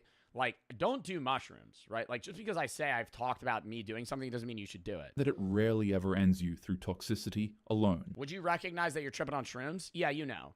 If you, like, Men in Black mind wiped me, I think the same thing with weed. I could tell, like, if I ate an edible or mushrooms and you Men in Black mind wiped me 5 minutes into it, and then you were like, are you on anything? I would be able to tell you. I'd be like, yeah. You'll need to eat an absurd amount for that to actually happen. The real danger is psychosis, panic, and delusion. Once you compromise the healthiness and Do security... shrooms give you feelings or hallucinations? Depends on the amount, depends on the mushroom, depends on the experience, depends on the trip. Sometimes I mean, I haven't taken them in a long time, but like, you know, there's going to be times where everything looks double, you know, like everything looks laggy. Like if you look at somebody with long hair, they go like this, it like flows behind them, you know, wood and patterns will warp. You might see or hear things, but usually like a sense of euphoria. You close your eyes in a dark room, you really start freaking the fuck out. security of your mind for a quick burst of excitement, you'll find that that's where things go haywire. So in other words, don't do drugs. Have a happy day. Well, that was a video. I don't really know what to say. 2 years of probation, 100 hours of community service for literally killing somebody. I got a year of probation, 100 hours because of graffiti on a wall. Year of probation, 100 hours for graffiti. Stabbing a person 108 times, killing them and their dog in their home gets you no jail time. The woman knew she was predisposed to psychosis and knew she shouldn't use weed. See, that's what I'm saying. She had problems, bro. That's what, like, she had problems. This was not just some random person that's like, I've never used weed before. This is somebody that has had genetic-based, you know, mental issues where they've probably been told you should never use weed. You should never use anything that could alter your state of mind. Because it's like, then you get into the argument of like, what state of mind are you in? Because say you take some, like, I don't know. That's where things get all fucking weird, and that's why, you know, depending on the case, things get muddled. Some people get out, some people don't. Because it's like, do you argue that they're responsible? Because she's responsible for taking the weed, which put her in a state where she killed somebody. But she is arguing that in that mental state, she didn't mean to or want to kill that person, right? So, but if you go to like a harder drug, like imagine like a Florida man on bath salts that like ripped his friend's face off. That guy probably didn't want to do that, but he did want to take the bath salts. So it's like, I don't, how do you do, what do you do there? James, she doesn't want to talk to you. 911, what's your emergency? He's trying to walk. I'm sorry, he's trying the door. No, don't answer the dad. Get off the porch. I mean, this is just idiotic. Like, this, I would say this is more than just an obsessed ex. This is like stalking. For him to try and forcibly enter the house when the mom and the dad are like, leave. I scanned this, by the way. They kill him. Because I didn't want to see somebody die on stream. No, don't answer the dad. Get off the porch. Like, what is his plan, though? Genuine question. Like, get into the mind of the guy before we get into the mind of the dad. Get into the mind of the kid breaking into the house right now. What is his goal? Get in. Like, if he slams in, is he then peaceful and, like, I just want to talk? Or is he breaking in and, like running to the girl and, like, trying to grab her or something? Like, I don't understand, like, is it malicious? Is it, like, just creepy obsession? On July 31st, 2022, a family is left shaken after an unexpected visitor refuses to leave when his knocks go unanswered. When he attempts to force his way inside their home, the family scrambles for a way to stop him. The resulting confrontation ends in disaster, with every terrifying moment captured by the Ring camera. Okay, I also want to say, I don't think that the dad should have killed the kid. However, what the fuck are you doing? You're actively trying, you're broken up. You clearly hear, like, in the dad's point of view, your daughter's distressed, freaking out because the man that she's no longer with is trying to break into the house. Like, you know, I don't want to say, like, most dads are probably, if it's illegal, like, I don't know what state this is in, but if this is, like, Texas, that guy's dying, okay? Like, that guy, most dads are probably killing that kid. Following is based on official police records, and some just tase him. I mean, how many people have? More people have guns than tasers. of the footage has never been seen before. Just before 11 a.m. on July 31st, 2022. He tried breaking in. Well, this would be first-degree murder in most states. No, this would be first-degree murder. It's not self-defense. You don't understand self-defense laws. No, I'm sorry, you don't understand. It really, maybe depending on your state, in most states you just murdered. You just committed first-degree murder. That kid would get in jail for trying to breaking and entering and harassment. He would probably get a restraining order on him. That's the route you probably should have gone down. You kill the guy. He didn't have a weapon. He never threatened to hurt anybody. He was just trying to break into the place. You killed him. You're a murderer, right? That's like what they're thinking. In our conversation, I'm going, yeah, that kid's a fucking idiot, right? I've always said, I think it should be a rule. If you break into somebody's house and you die, that's on you, right? I'm a big advocate for gun control. Like, I'm a huge advocate against, like, heavy weaponry. But if somebody breaks into if you break into somebody's house or you attempt breaking into somebody's house and you die, I mean, come on, man. Like, that's somebody's home, right? Somebody's apartment, somebody's condo. You're entering their abode, and anyone in that mind is going to feel threatened. 22-year-old Allison Ducrow and her mother, Stacy, return from breakfast to their home in Sydney, Ohio. As they near their door, I don't know the law in Ohio. An unknown vehicle pulls into their driveway. Stop it, Allie. Boys, in the house. A few seconds later, the driver of the vehicle approaches the house. Does he say nothing the whole interaction? Through the Ring camera on their door, Allison recognizes the visitor as her ex-boyfriend, 22-year-old James. Yeah, if he's saying nothing and I'm the dad, I'm going, he's going to try and kill my, like, what, bro, the way he's mean-mugging the Ring camera. Trail. At this point, James has been standing on the Ducrow. It's hot outside, sunny as shit. He's wearing, like, a full fucking, like, he's wearing, like, Adam Sandler basketball shorts and a fucking hoodie.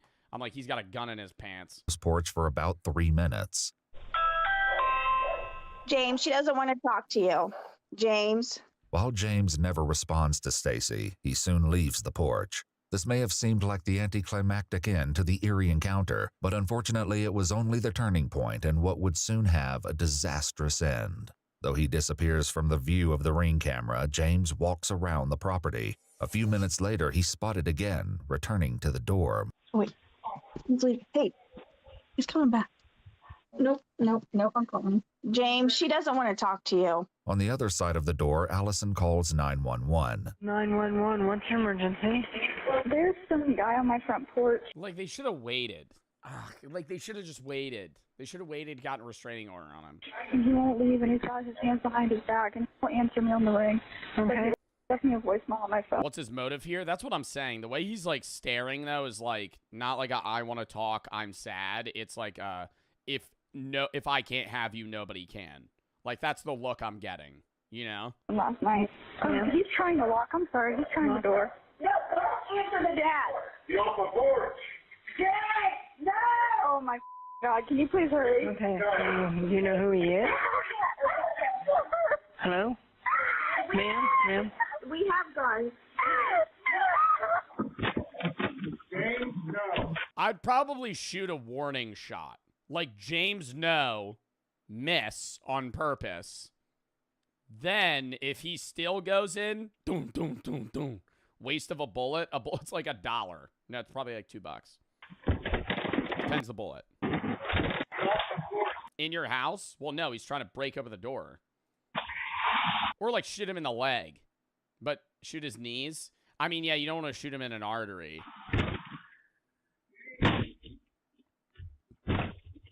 Bro, like, what is he doing? Does he think he's gonna fucking break down a wooden door? Like, it's what is this? A fucking, like, action film? I don't understand what.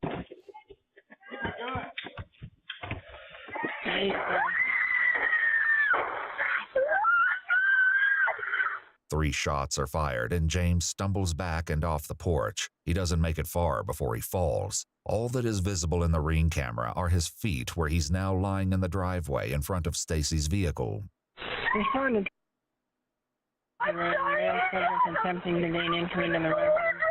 Still getting further. Please hurry. I'm sorry. Ma'am? As the Ducro family reels from the sudden and horrific event, one of their neighbors, Jeff, who heard the commotion, heads over to see what happened. Bro, he's just casually strolling over with a dead guy in the driveway. Oh my God, Jeff. What seems to be the problem? What the fuck? Jeff's just walking over, bro. I'd be like hugging a wall or something. No survival skills. What the fuck is Jeff doing? What seems to be the commotion? Okay, wait. He's fine. He don't have nothing. He don't have no gun. Nope. You don't have no gun. Do anything. Did you shoot him? Yes. Oh. Okay. Oh, he didn't know. Oh, okay. Now Jeff's about to walk away. Oh my God. Oh my God. Jeff had no idea. Jeff just heard a sound and was like, why is there a kid laying in the driveway? He ain't going nowhere. Yeah, he ain't going nowhere. Inside, Allison has remained on the phone with 911. I don't know, dude. The way, like, what would you do in that situation as the dad? I would want to watch and make sure he doesn't have a weapon, and then probably just kick his ass. You know, I feel like that's better. Best option is like. Guy tries breaking down the door. He doesn't have a weapon. You just walk outside and just fucking clock him. Just right in the face. Not kill him. Ugh. But we don't know how long he's been, like, harassing this girl. Like, from the dad's point of view, this may have been, like, 3 years of just obsession. And now he's like, what the fuck, dude? Because that's not uncommon for, like, women, like, young women to have to get restraining orders on men. Like, she's 22. Through the door and my dad shot at him. Ma'am, he shot at him? Yes. Do we know where he is? No. Where is This information. Male subject close to the door. There's been a shot fired. Still getting further. Can you please hurry, please? Yes. I don't know where he is. Did he run or is he still there? I really don't know, ma'am. I'm hiding. Okay, where is your dad? He's at the front door holding it shut. Ma'am, I need you to calm down enough to tell me, has he been shot? I think so. I think so. I don't want to look. Please don't make me look. Out front, Jeff is soon joined by his son, and they both take a closer look at where James is lying in the driveway. I'd go look. That would be like curiosity killed the cat type situation. I would need to go see. You're the neighbor. I'd be like, yeah, let's go look. Like, I would be basically inflicting trauma amongst myself. But, like, I would need to be like your neighbor just killed somebody in their driveway. Like, you're not going to be like, you know, at least going like through the blinders. Like, what's going on? He is nosy as fuck. Dude, I don't. You better hurry up and get an ambulance down here. Oh my God. Yeah, he's about dead. He's injured. He's dead. So he's having a hard time breathing right now. Oh, he's alive? No, he ain't going yet. He's still breathing. I see he's still breathing. He's still breathing. He's having a hard time breathing. Did they get him in the chest? I don't see any blood. He's still breathing, but barely. Man, stop staring at this man. Bro, they're standing right next to his dead body. Isn't this like a crime scene now? They're not supposed to be here. Okay, this probably happens at a lot of crime. Once the cops show up, they're going to tell him to, like, dude, you got to leave. Give him CPR. He got shot 3 times. What the fuck is CPR doing? Realistically, they should try and, like, stop the blood. Is that what you do? What do you do? I would probably, if I was here, I would be like, I need to get something so he, like, where was he shot? I'm going to try, like, if he got shot in the leg, you, like, tourniquet it. But if he got shot in the chest, like, what do you do? Like, if he got shot in the stomach region, do you tourniquet that? He's dead. He died. Just before the he's dead. police arrive, Allison and her father, Mitch, can be heard speaking over the 911 call. No, I'm not mad at you. Thank you. Come here. I'm okay. Bro, I would be like, no, I'm not mad at my dad. I'd be like, I'd worry my dad's going to go to prison, you know? Dad, you're the best dad ever. You just saved my life. Dad, at that rate, there's nothing you could have done. You saved my life. Officers from the Sydney Police Department I want to know how this unfolds. I don't know, like, the law there. arrive soon after and find Jeff waiting for them on the front lawn of the Ducros house. Who's got the gun? Who's got the gun? Who has the gun? The people inside here shot this guy here was trying to break into their house. The guy's dead. He died. Okay, but where's the guy with the gun? The guy's dead right here. Where's the guy with the gun? Inside the house. He was a homeowner. This Okay. guy tried to break in the house. Okay. And the guy was just basically protect himself. Okay, well, the neighbor's defending the dad. Okay, you guys have your gun down? Yeah, we're right here. This guy just died. Some of the newly arriving officers head inside to speak with the Ducros, who have yet to emerge from the residence. Oh, I was wondering how he shot him. They have a glass door. Oh. I thought he opened the door up and then went bow, bow. It's like he shot through the door. Find Mitch standing in the doorway. Mitch, are you okay? No. His heart. Okay. He's back. Why don't we sit? You want to sit down? I'm all right. Okay. We just want to keep this area here as it is, so we don't want to move anything. Okay. Your Ring doorbell camera work? It does. Okay. Do you want a squad to check you out? Check your heart rate or anything out?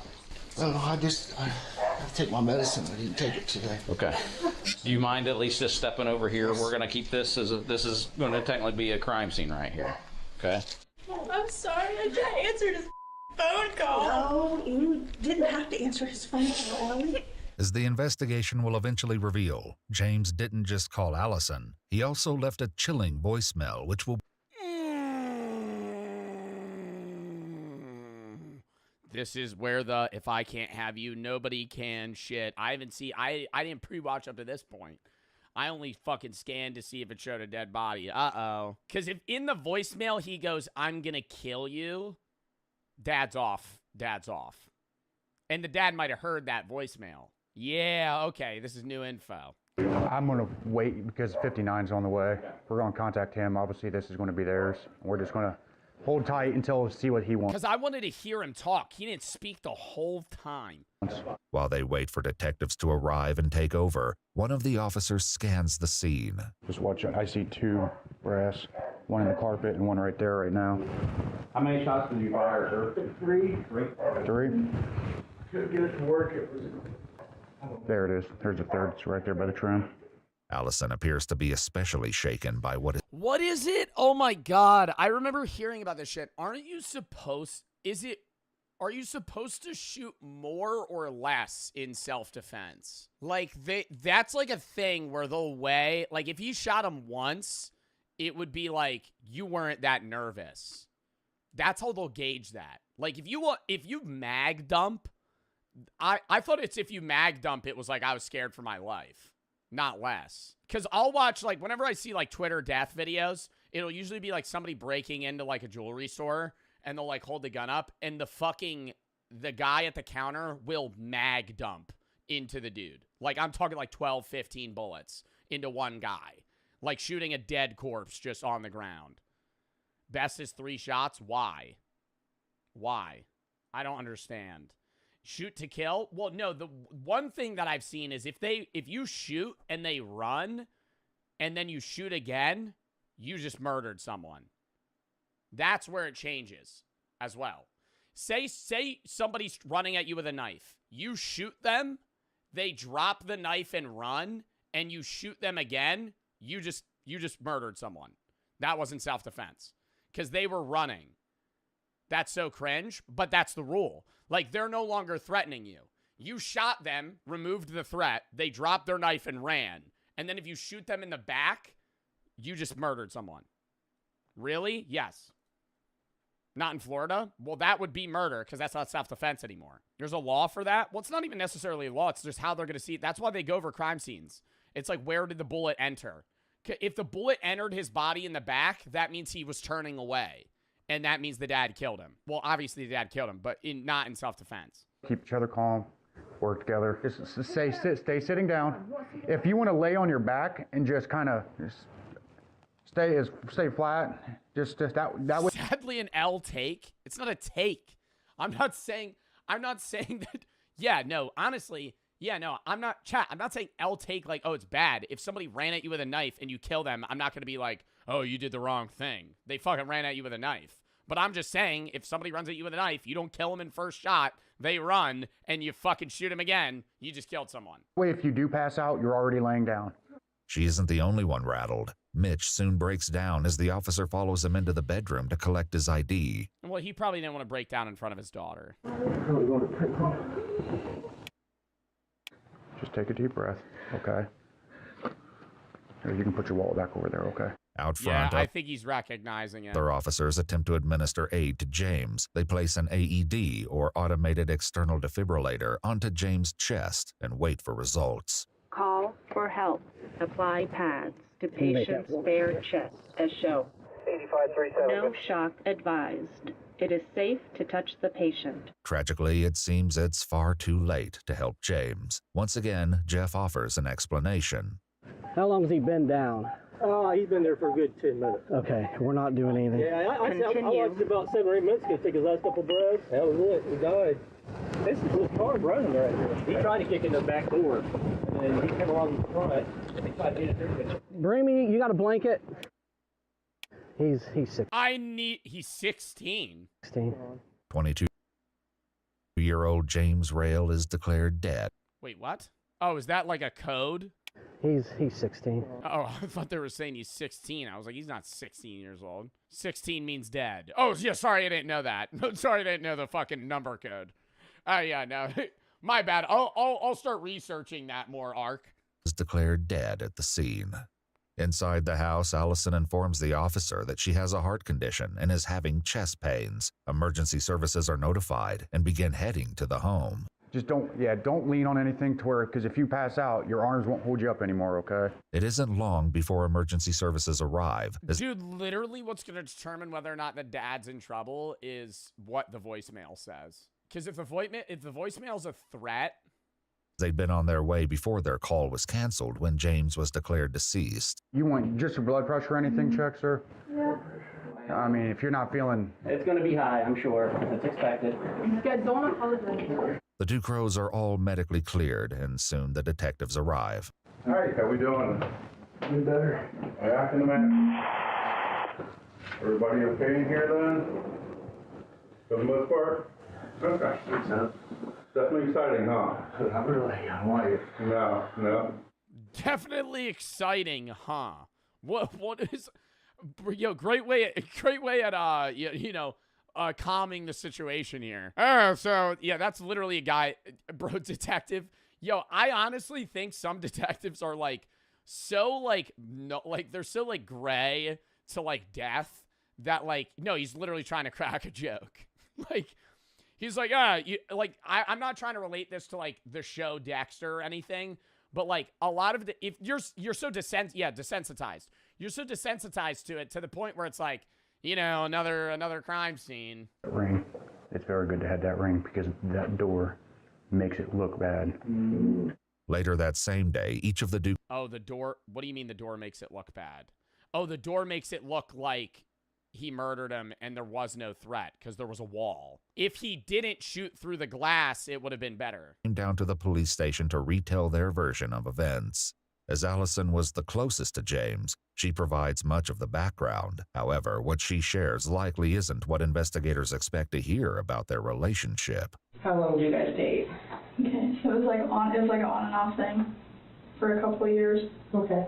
I want to say in total maybe like a year and a half if we added it all up.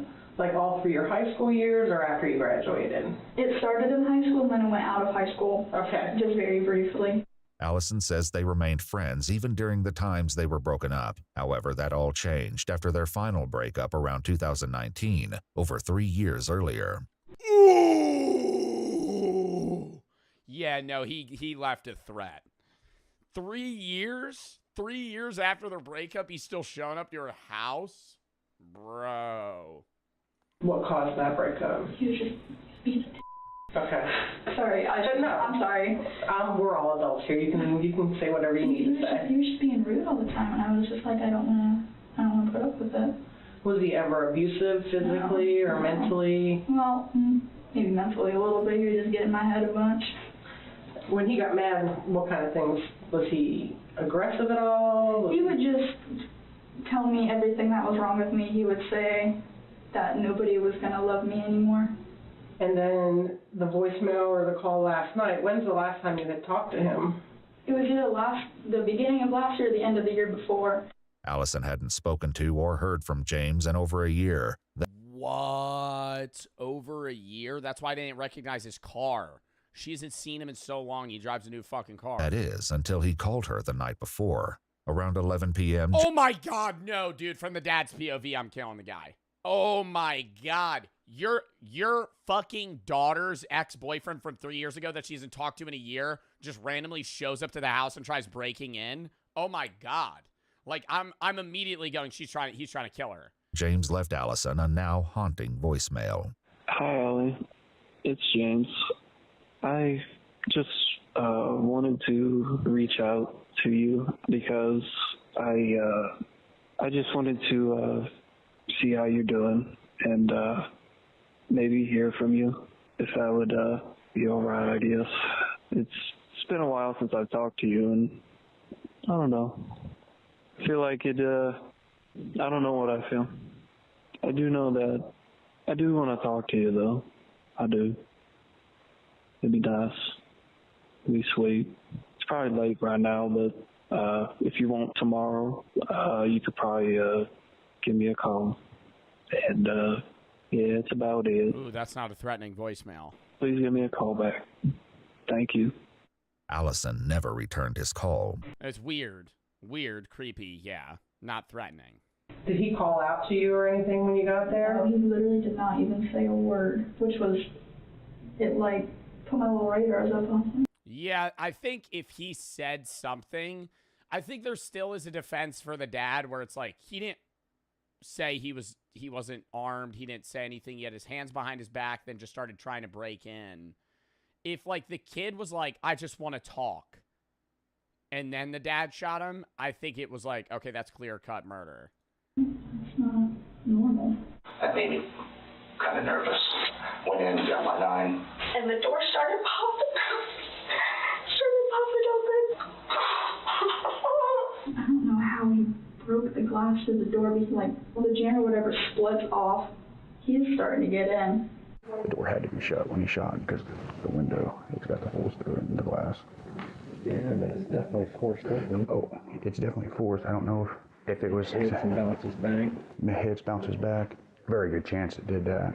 It looked like he hit that somebody with some force. Oh, But no, but that's literally that's what's determined. Like, the reason they're fucking talking about this is because that's determining if it was self-defense. It's like, hey, was he getting in? I mean, that's off the door frame right there. And God damn, I hate how it's this, like, meticulous. those aren't short screws. Those 3-inch screws, you know that. And once I realized he was getting in and the door was open is when I shot. Okay. Did you shoot through the door? Or shot through the window? Through the window part of the door because the door was open and he was coming in. Following the shooting, some of the officers at the scene discussed James's injuries. Was he hit once? All you've seen in the shoulder? Yeah, left shoulder. He only got shot in the left shoulder and died? I mean, that's near your heart. If you got shot here, you would die that fast? How's the dad doing? He is shook up, but he's maintaining. From the moment we got here, he was extremely shook up. He's made several comments thinking that how bad he screwed up. The detective speaking with Allison attempts to get a little more background information about James, hoping to... I feel like Dad shouldn't have said that. Dad shouldn't have said that, though. Dad should have locked in, been like, you know, self-defense. You gotta stick. Yeah, if you shot in the lung. But no, what I'm saying is, like, when the dad was like, fuck, I'm going to prison, that's showing guilt and, like, not kind of admission to a crime. He's showing remorse, but it's not like, oh, he didn't say, I feel bad, I killed him. He went, no, I'm going to jail.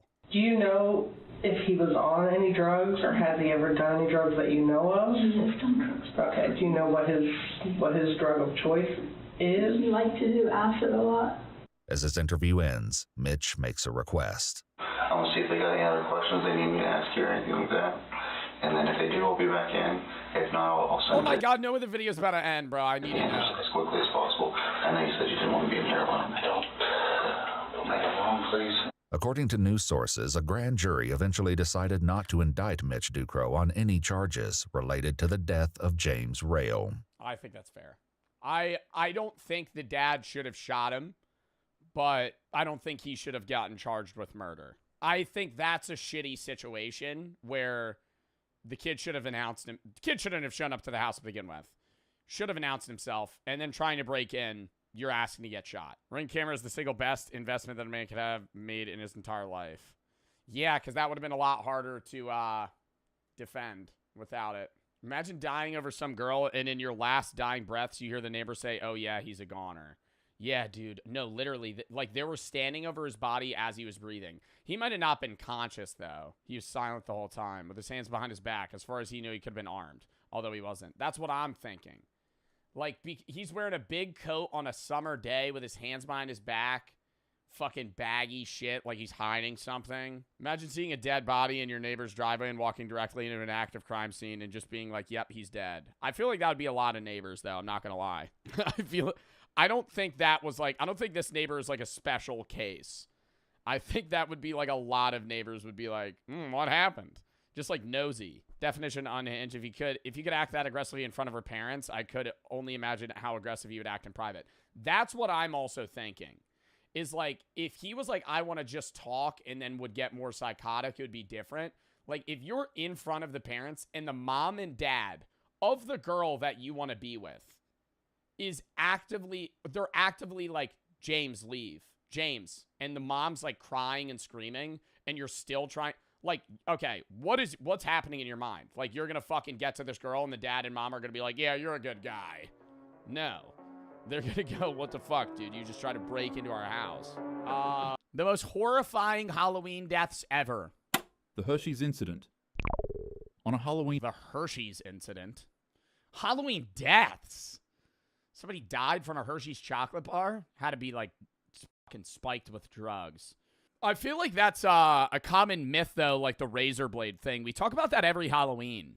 It was like, really, it's happened. Like, there are people that find razor blades in their candy, and there are people that, I feel like getting drugs in your candy is more common. Like, some weirdo putting, like, fucking fentanyl in your Smarties is more likely than somebody trying to fit a razor blade in a Snickers bar. I also just don't understand that. Like, the razor blade in your candy bar thing, I know it's like, okay, like, children aren't gonna know, but, like, how do you reasonably fit a razor blade in a candy bar without it looking so obvious that you put a fucking razor blade in a candy bar? Like, even if you reseal a Snickers bar, you open that shit up, you're going to be like, dude, this looks mushed with, like, a hard piece of metal in it. Like, and you'd bite down, you would feel it, and then just, like, spit. Home on Winchester Avenue in Chicago quickly... Oh, not a full razor blade? You're saying they're putting, like, metal fragments. Needles. Ugh. ...became the scene of... Oh, my God. ...a nightmare. After trick-or-treating, a grown 55-year-old man fell into a fury with his partner after discovering that his bag of Hershey's candy was missing. He was convinced that the 49-year-old woman had taken it, and what started as a petty... Wait, he went trick-or-treating at 50 years old, or he just had a bag of Halloween Hershey's? The accusation quickly escalated into a heated argument. The shouting grew louder, and tempers boiled over. In desperation... Over a bag of Hershey's bars? Like a mid-ass chocolate? And perhaps in an effort to also protect herself, the 49-year-old woman hurled a plate at the man's head, striking him in the face and cutting above his eye. The injury, later visible in the mugshot taken of him, only stoked his anger further. With dripping down his face, the man reached for a kitchen knife, and consumed by rage, he lashed out in a frenzy, striking the woman multiple times. Neighbors later recalled hearing chaos and screams echoing from inside the home. Unsure as to whether or not the noises were Halloween decorations, police were eventually dispatched to the area. When officers arrived, they found the woman gravely injured. She was rushed to Cook County Hospital, where she lingered in critical condition. He fucking killed her because he thought she took his Hershey's bars. For nearly a week. Despite doctors' efforts, her injuries proved fatal and she later passed on November 5th. The man was arrested soon after and booked on felony charges. What had begun as a trivial Halloween quarrel between two adults ended in one A woman killed over Halloween candy. A man became so enraged over a missing bag of Halloween candy that he plunged a knife into a woman multiple times, according to police. He was arrested Halloween night and charges expected to be upgraded after she died Saturday night. Stabbed multiple times, according to Cook County Medical Examiner. Died at Stroger Hospital. What the fuck, man? the most brutal of 2011 ways. Costume malfunction. And also, like, I mean, that, you know, you're just assuming this person's insane because killing anybody over anything that trivial is, you know, obviously stupid. But, dude, a bag of Halloween candy. How much is a bag of Halloween candy? Like $5? Seriously. Like, I'll go to Walmart. You buy, like, those mixed bags of candy. I think it literally says it's like $8, $10. Probably already opened. On October 31st at a... What was this incident? The malfunction? On October 31st, at a thriving Halloween carnival, a 51-year-old man would step into the bustling streets dressed in a costume of burlap and straw, eager to join... I don't like the safety precautions that carnivals have to begin with. I think the idea of a traveling carnival where stuff just kind of like exists on the back of a truck and they haul it around and disassemble and reassemble it every single time they go to somewhere new, like, that shit's sketchy. Like, most of the time when I mean, I have no evidence supporting this. I'm just making a fucking blind assumption. But I feel like most of the time when amusement park rides kill people, it's carnivals. Whether that's true, I don't know. I feel, though, like most injuries come from, like, a rusty fucking roller coaster that got put together in half a day in rainy weather that was missing 45 rivets on a structurally, you know, fucking needed part where it was just like, hey, this was going too fast and the entire thing collapsed and they fell to their death. When the thousands celebrating beneath pulsing lights and music. But in a sudden, tragic turn, the man's night of festivity shifted into pure trauma. The man joined the crowd in an energetic dance, and in the midst of the excitement, he wanted to take a break and light a cigarette. In his attempt, the flame from his lighter caught the edge of his costume's hood, and in an instant, his entire outfit ignited. Due to its material, the costume was extremely easy to burn, but difficult to put out and take off.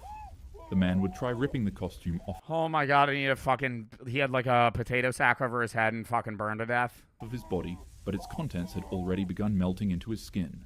As for the crowd around him, they at first thought it was a prank or some sort of fire stunt woven into the Halloween event. A prank? A prank? What? Are these people stupid? You're at a Halloween carnival, some guy gets lit on fire and is like frantically trying. Wouldn't you like, I would like push him to the ground and start hitting him to try and like put it out, you know? Or if I had like say I had a cape or something, like fucking smother the flame, you're gonna be like, oh yeah, oh wait, somebody record this for TikTok, oh how cool. We're not gonna check whether or not this is real. It should be noted that most of them... It's a part of the haunted house, but they weren't at it. It was just at a Halloween carnival. Them were heavily intoxicated. Some dude got... Oh, they were drunk. Still. I'm drunk at a carnival. Some guy's on fire. So their rationality and judgment skills were extremely impaired at the time. As the blaze spread violently, it swallowed him whole like a torch. His figure staggered into the mass of dancers engulfed in fire with his... Just piss on him? I don't think I'd be able to fucking pee, man. If I'm trying to save some dude... Like, I mean, talk about pee shy, bro. What are you saying? Oh no, just pee on him. His arms flailing in a desperate panic. People continued cheering. That's also not putting out a fire. Like, you're probably gonna get in mad if you were trying to like put out a guy that his entire body was on fire and you just started peeing on him. Like, that is not saving a man's life. That is, you're maybe putting out like 1/10 of the fire. People continued cheering. Individuals were so impressed by the stunt that they had begun to record the screaming victim. Only when the man screamed... Okay, that's insane. he was fully on fire and they recorded him dying. Screams got louder than the music at the carnival did a few sober witnesses realize what was going on. They rushed. I don't think that's, dude, that's not even drunk. That's like blackout drunk. I think even if I had like 10 drinks and I saw a guy on fire, I might be like, oh, that's a joke. Like, that's a stuntman covered in like flame, like safe jelly or whatever they wear. But fucking to be like, oh yeah, let me record this on TikTok. In to help and tried to rip off the burning pants and jacket that were now clinging to his skin. Wow. People took water bottles from their backpacks and emptied it onto the blaze, while others in the crowd continued chanting, snapping pictures, and dancing to what they perceived as a stunt. When the flames finally calmed, he was barely recognizable. Despite being rushed to the hospital, the man ultimately passed away from his wounds. Crowd cheered at Caliph man engulfed by burning Halloween costume. Holy fuck. Video of the incident posted on YouTube shows a man engulfed in flames in the middle of a crowd where people danced to electronic music at a carnival Thursday night in West Hollywood. Some bystanders could be heard cheering. I mean, do you think they feel bad after that? You're like, you see the ambulance finally show up, and you're like, wait, that wasn't a joke. A 23-year-old mother in Hong Kong would continue navigating her life in an environment tainted by hardship. She was an orphan as a child, and as she grew up, she became addicted to abusing substances and other things. She worked at a nightclub in one of Hong Kong's red light districts, Tsim Sha Tsui, where a 34-year-old mob boss frequently visited her for services. The gangster was known to be extremely dangerous as he had a horrible temper and would often do cruel and unusual things to people who wronged him. One day, after the two met with each other, the mobster would accidentally forget his wallet at the venue. Upon seeing that it contained 4,000 Hong Kong dollars, the woman would secretly steal it to help 500 USD. Her own financial situation for herself and her son. Oh gosh, stealing from a mob boss. The mob boss found out, and out of fear of what he'd do to her, she immediately returned the money back to him. However, he wasn't satisfied. He demanded that she pay an additional $10,000 back to him as an interest fee for her thievery. Obviously, she couldn't meet those requests.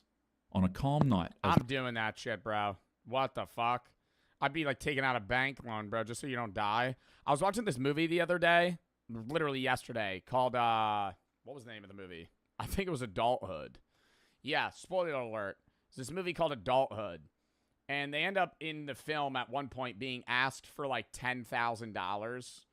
And they're like, I don't have that money. I'm like, bro, I'd take out a fucking bank loan. Like, what?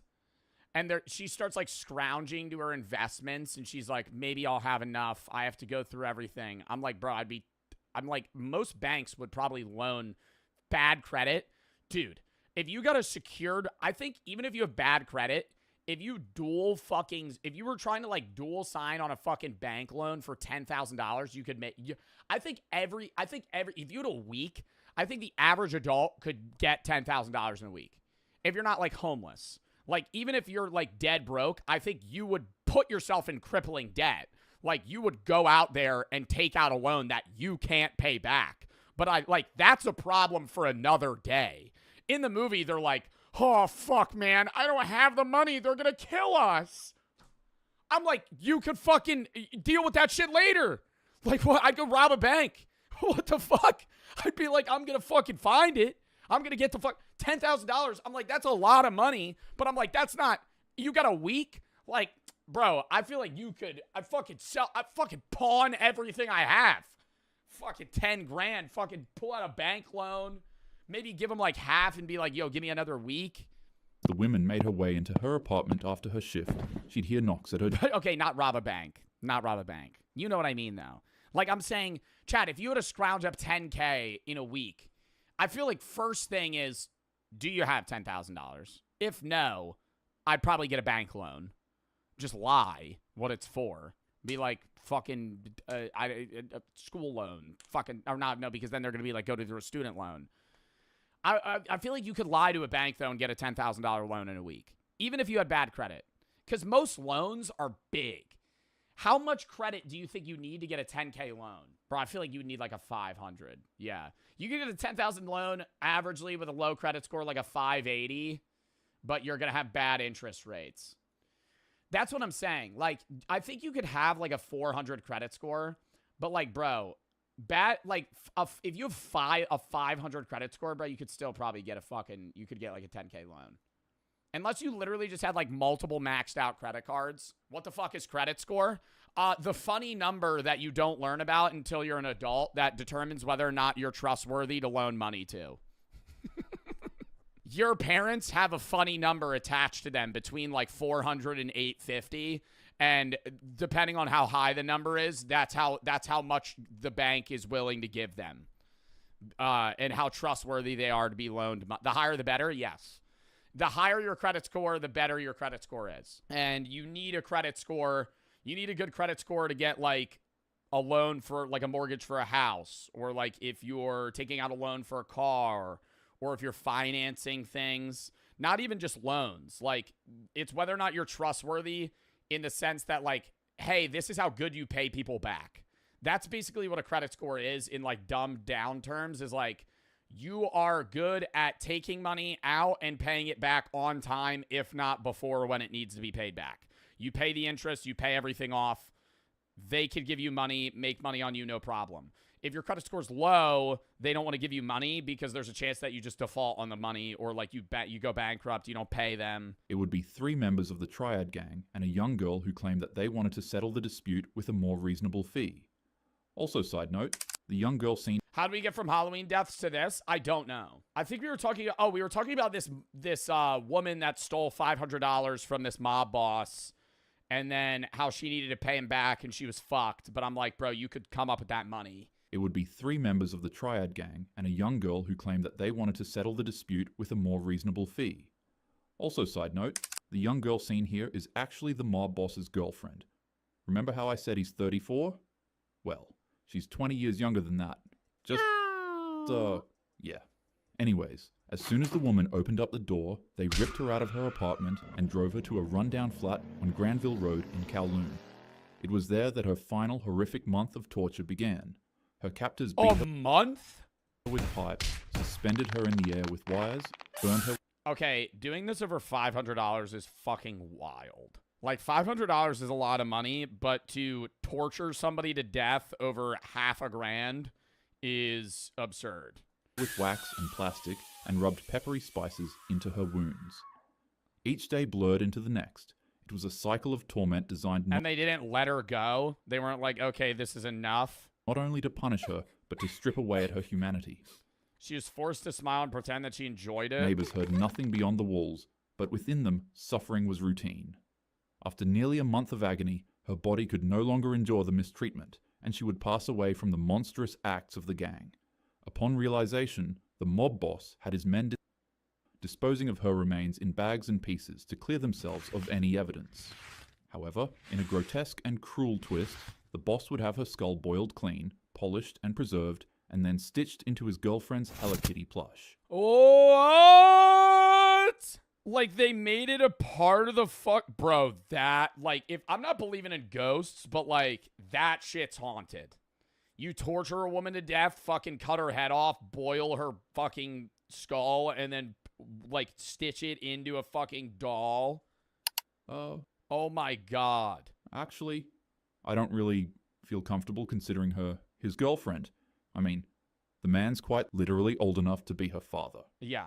But nonetheless, night after night, the young girl would be faced with the doll as she lived with the mob boss, and he kept it in the flat they were living in. She wouldn't be able to escape the sight of the toy, and as time went on, it began haunting her. She'd start seeing hallucinations and apparitions of the woman's ghost.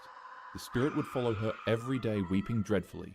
It'd stand by the corner of her bed, staring at her every night, and if the girl ever fell asleep, it'd show up in her dreams as well, and turn them into...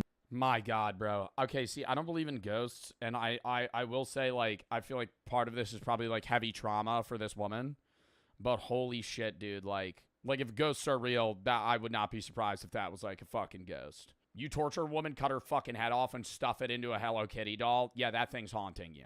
In her words, she said that it kept haunting her while demanding justice. Wow. It got so bad that the girl developed insomnia, and for weeks, she'd barely eat or sleep.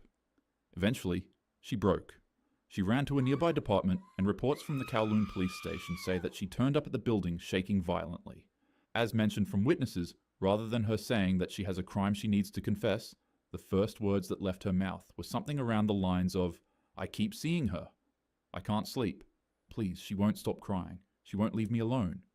She was literally traumatized. The girl told police absolutely everything they needed to know, and officials set out to arrest everyone. What's insane, too, is that girl might end up just getting killed, though, by the like, she would have to go to, like, witness protection. Because now the mob's going to be after her. Like, if you fucking rat on her, if you rat on that guy. The three men. Actually, they don't really deserve to be called that. The three criminals were all sentenced to life in prison with a 20-year minimum before parole.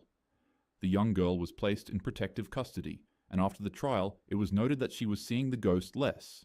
However, she'd still go on to experience nightmares and auditory hallucinations of the Oh, yeah, dude, she's probably going to have to go to fucking therapy and psychiatric help for the rest of her fucking life, dude. Woman weeping. The last thing that was heard of her before she was relocated with an identity change was that she was being given psychological treatment and correctional therapy. These aren't just horror stories, they're real events, and they're all so wrong, in so many ways. Halloween is meant to be scary in a fun manner, not in a cruel and dangerous one.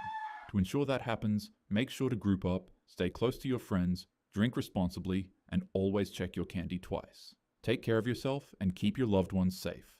Without further ado, have a happy... Check your candy twice, but it's also, dude, like, going out and drinking, you gotta be careful, too. Because Halloween is really a sketchy holiday to go bar hopping. I mean, it's, like, fun, but, like, if you're going to bars on Halloween, people are wearing masks and different outfits that hide themselves. So a lot of the time, they're going to feel more comfortable spiking drinks. They're going to feel more comfortable trying to give you Rufinol because they could just hide behind their Spider-Man mask or whatever the fuck they're wearing, and you have no idea who they are, right? And then it's also, like, hard to identify if there ever is anything there, so people are a little weird, a little more weird than normal. I love that video, though. That was a fun video. Not fun, interesting. Can't imagine being so extremely drunk in a public place that a man on fire screaming, but didn't see the pepper spray coming. June 2024. Do you actually watch suggestions? There are 8 videos today, and I would say 6 of them you guys suggested. And 2 of them I found. And also just may have been suggested. That's why I shout it out all the time. I think it makes my content better if I'm able to watch that you guys want me to watch. And play games that you guys want me to play. Obviously, if you send a video in the video session tab or the game session tab, that doesn't mean that I'm going to play it or watch it. It's just like, now it's there, and there's a potentiality. In late June 2024, police were dispatched for a trouble with party call in La Crosse, Wisconsin. The caller reported that her 59-year-old brother named Edward was experiencing a mental crisis, screaming and damaging property. She also mentioned that he carried a knife and that she had locked herself in the bathroom for safety. The previous day, police had been called to the same address after a neighbor reported that Edward was outside yelling and swearing while holding a shovel. Additionally, he was currently out on bond from a prior arrest for resisting after he had barricaded himself in a hotel. How rambunctious would you have to be for somebody to, like, actually call the police on you outside of your house? Like, if you guys walked outside right now and were just swinging a shovel around, I don't think anybody would do anything. You would have to be like, I'm gonna f***ing free. Like, you would have to be saying some crazy hotel room. He is also a convicted felon and registered offender from an incident that occurred in 1999. Hello, what's going on? Did you call, ma'am? Yes, I want him removed from this property. Okay, what's going on? Is that the sister? He is very abusive. He has rearranged my mom's whole house. Okay. He cannot stay here. It's my other brother's house. Okay. And he was just released from jail the other day. Okay. Because he barricaded himself into a motel room. Okay. So what did he do today? Here? He's screaming and hollering. Her central air won't work no more because he broke it in there. How did he break it? It just won't work. I know, The but did he furnace won't work, hit nothing. it or And smash he it? cannot be here. He's a sex offender. Okay. And the school's right up this hill. Okay, I'll go talk to him. He's out here? Yeah, he's out there. Okay. Hi, Ed. You got social security card?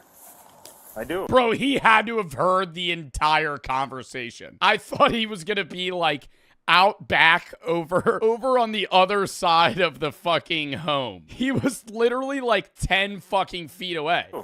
Is it? No. What's going on today? Bro just asked to see his social security card. Okay. Were you yelling and screaming inside at all? Hell no, I've been outside. Okay. No, he was screaming at me out here. Screaming at him outside. Oh my god, what dickhead just turned on a fucking lawnmower, dude? Are you kidding me? What, we fucking turn it off to hear the conversation? Oh yeah, what a great time to mow my lawn. Okay, dude. Okay. Yeah, can you shut that off so I... Oh, sorry, I was just, you know, I mean, I thought you guys were gonna be here for a while. I was just gonna get some lawn work done. In here? I'm outside.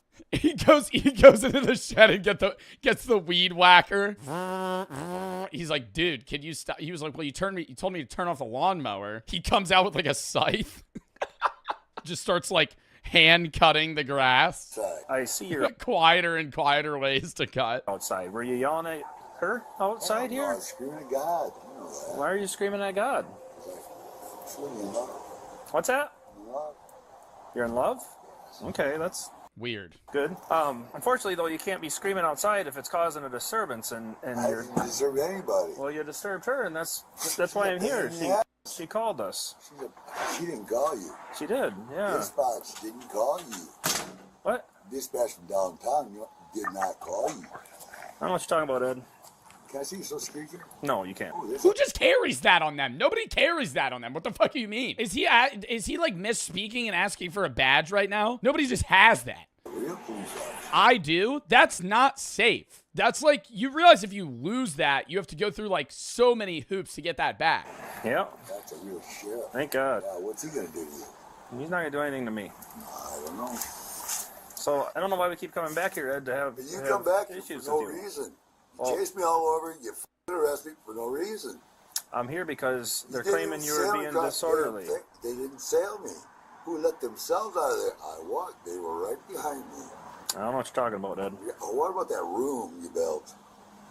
I didn't build any. Is he on drugs? Rooms. Room you built. You know, for rude. Are you feeling okay today, Ed? Yes, sir.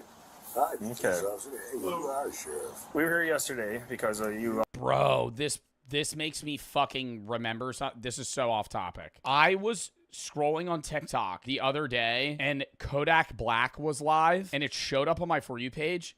Bro, he needs to get help. He was on live, like, just mumbling. Like, literally just like, yeah, I like her. I'm like, bro, and everybody's like, dude, are you okay?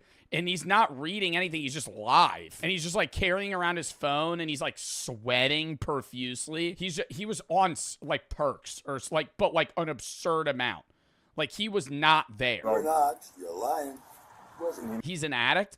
Well, dude, I thought he got better. And then I was seeing clips of him. What streamer did he go on? It was Kai. He went on Kai's stream and that was a whole fucking problem. And then he went on somebody else's stream and he like wouldn't leave. I think it was Aiden Ross. I think it was Aiden Ross's stream. He like went behind a curtain and like hid there and wouldn't come out. And Aiden was like, dude, what the fuck? And he had to like pay his friend to go get him to like leave or something. I don't know. You may have forgotten, but I was here yesterday. Didn't he do something bad? I don't know. What, he just like takes drugs on their stream. And you. Yep, I was here. So we can't continue to keep coming back here because I don't know why he does. out causing disturbances. I haven't said shit, have I? I wasn't here when you said anything, but they're claiming that you were out here yelling and screaming at people. You said you weren't here. Right. I don't understand what you're trying to say. No, Can you hang out with him for a minute? I'm going to talk to Mom inside. The officer then went inside to speak with the tenants. They reported Edward was behaving very unruly and everyone... All right, I understand. Okay, side note. I understand what you're trying to say. Can you hang out with him for a minute? I'm going to talk to him. I understand them ripping the mower because they were half done. Do you see how they're half done the lawn? That would really bother me. Even if there was a whole situation going on, like I couldn't half mow a lawn and then just leave and then have to come back at another time. Like, no, you got to get that. That's one sitting. It could start raining and I'm going to keep mowing. Mom inside. The officer then went inside to speak with the tenants. They reported Edward was behaving very unruly and everyone in the house wanted him out. I'll work on getting him out of here. Okay? Thank you. You bet. So, Ed, according to everybody inside, you can't be here any longer. Yep. So, do you have a place to go? Yep. I'll get there tomorrow. Okay. Well, we're going to be here until you're leaving because you can't be here anymore. So go ahead and collect your things and you can start heading to wherever you're headed to. Still got your room at the Quality, yeah? Go ahead and collect your things, Ed. I'm getting them right now. I'm smoking a cigar first. What's that? I'm Yeah. She said no. Oh, yeah. Well, she just told me that she wants you to leave. She said, why you leave? Well, my name's not Ed. She said I want Ed to leave. I don't think she said that. Do you have anything in the trailer there? We're not going to sit here. Bro, that's like, I don't want to say this is more fucked up because he's the brother. If he was like a ex-husband that was just like mad about the marriage ending and was just trying to rub it in and be annoying, I don't want to say I would get it more of him being like a disturbance, but like this is like your sister's house, bro. Or not your sister's house. It's like your sister and your brother, like you're related to these people and they're like, bro, leave. And you're like just being a dick. While you smoke a cigar, you need to get up and collect your things and leave the property. Sexually harassing me. The alternative's going to sexually harassing you. Be to go to jail for disorderly conduct. Back to jail yet for no charges? Disorderly conduct is a possibility. I am not cutting you. Well, I was called. How is this gonna scale to them fucking tasing him? Called here because you were yelling and screaming at your sister, creating a disturbance. That's why we were called here. And we're willing to let you leave if you have somewhere else to go without going to jail, but if you're refusing to leave, then you're going to go to jail. I'd rather not do that. So that decision is yours, but I'd like you to make a smart decision and just get up, collect your things, and go wherever you want to go. I think that sounds pretty reasonable. Unfortunately, you don't have a while. I have one thing, but I gotta figure out where I'm gonna go. You said you had a place to go, right? Figure out where you're gonna go. What are you, fucking hitchhiking? Just walk off the property. You could be like fucking 100 yards down. Start walking down the road. Be like, okay, I'm gonna go over here. He's gonna ponder it in the lawn chair. How about you don't think about our tennis shoes and you think about where you're gonna go? I'm trying, but you keep interrupting me. Well, you need to move your body. Why are you trying to get me? I have done something wrong. You arrested me last time for nothing. I've never arrested you for anything. We need you to leave while we're here. Why don't you pack while you think? Why don't you pack them up while you figure out where you're going to go? I got to think. You can't think and pack? Can't multitask. The whole packing and thinking thing, that's a no-go. He's got to be dead still. At the same time? No. I do one thing at a time. Well, yeah, we're not gonna play games with you. He's got to philosophically ponder it while he puffs his cigar like an old man smoking a pipe. You need to get up and go back to the Quality Inn. Last time I got posted up there, though, that was a problem. Move, or you're gonna come with us. What? Why do you just get so angry? Same time. I do one thing at a time. What the fuck just happened? He just pivoted. Well, yeah, we're not gonna play games with you. We need you to get up and move, or you're gonna come with us. What? Do not get aggressive with us. I ain't. I'm just standing here, ground by day. I want a house with my family. You're gonna stay outside. I don't know where you're gonna go. I'm going to house with my family. They don't want you inside. Well, shoot, I've done. Open the door. He's in like denial. Ed, you're not gonna go inside the house. You're not gonna go inside the house, Ed. Oh, You're gonna get tased. Stop. Stop. Tase my ass. Put your hands behind your back. Oh, yeah. Love that. It makes that noise? Nah, that's scary as fuck. I've never heard that noise from a taser before. What? The fucking charge sound? Yeah, that's like schedule. Bro, whenever I've heard a taser in the body cam videos, it's always just the, not the, like it's charging. I feel like you're in like a fucking Black Ops 3 game. Put your hands behind your back. Oh, yeah. Love that. What's the matter? Put your hands behind your back. No. Relax. Do it now. Oh, yeah. I love it. Put your hands behind your back. No. Oh my god, wait, he actually ate that shit. Put your hands behind your back, now! Give me your hands. 904 taser deployed. Put your hands behind your back. Your hands. How painful is getting tased? Like, I have no idea. Because I watch these videos, and it just seems, it's horrible. Like, what is it relating to? Is there something on Google that's like, what does getting tased feel like? Yeah, obviously it's like an electrical current going through your body. Have you ever played one of those games with like a ball that shocks you? One of these. I had one of these when I was a kid. You would play like hot potato with it. And dude, these would shock the fuck out of you.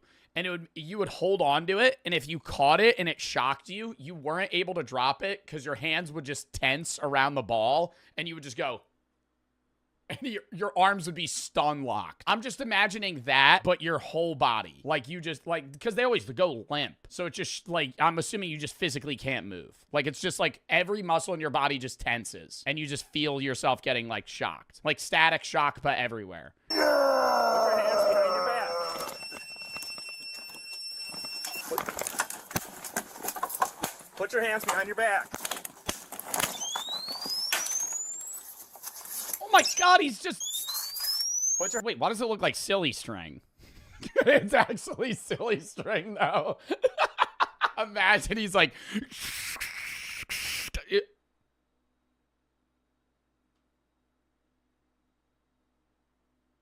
He's like, I think Tim pranked me at the office earlier. Why do I have fucking... He gave his... Oh my God, his kid had a birthday party same day. He goes... I gotta leave. I gotta leave. My son Jimmy's probably causing him havoc right now. Put your hands behind your back now. Give me your hands. Oh, now it hurts. Put your hands behind your back. That's good. Put your hands behind your back. Relax. Give me your hands. Lord's my brother. Put your hands behind your back. What did he just say? Help me out. Do it now. Get your hands behind your back. Oh my God, you're killing me. Put your hands behind your back. Let go. I don't want to say them tasing him would do nothing, but it would make it so he's not able to put... Like, maybe it would make him listen because it hurts, but... If he's in this position and they tase him, they're not going to be able to grab his hands because now he's just going to tense even more. Like, it's going to make it harder for them to arrest him. That one? Yep. Why get these gonna break my Relax. I need a shredder. Oh, son of a something tastic in my eyes.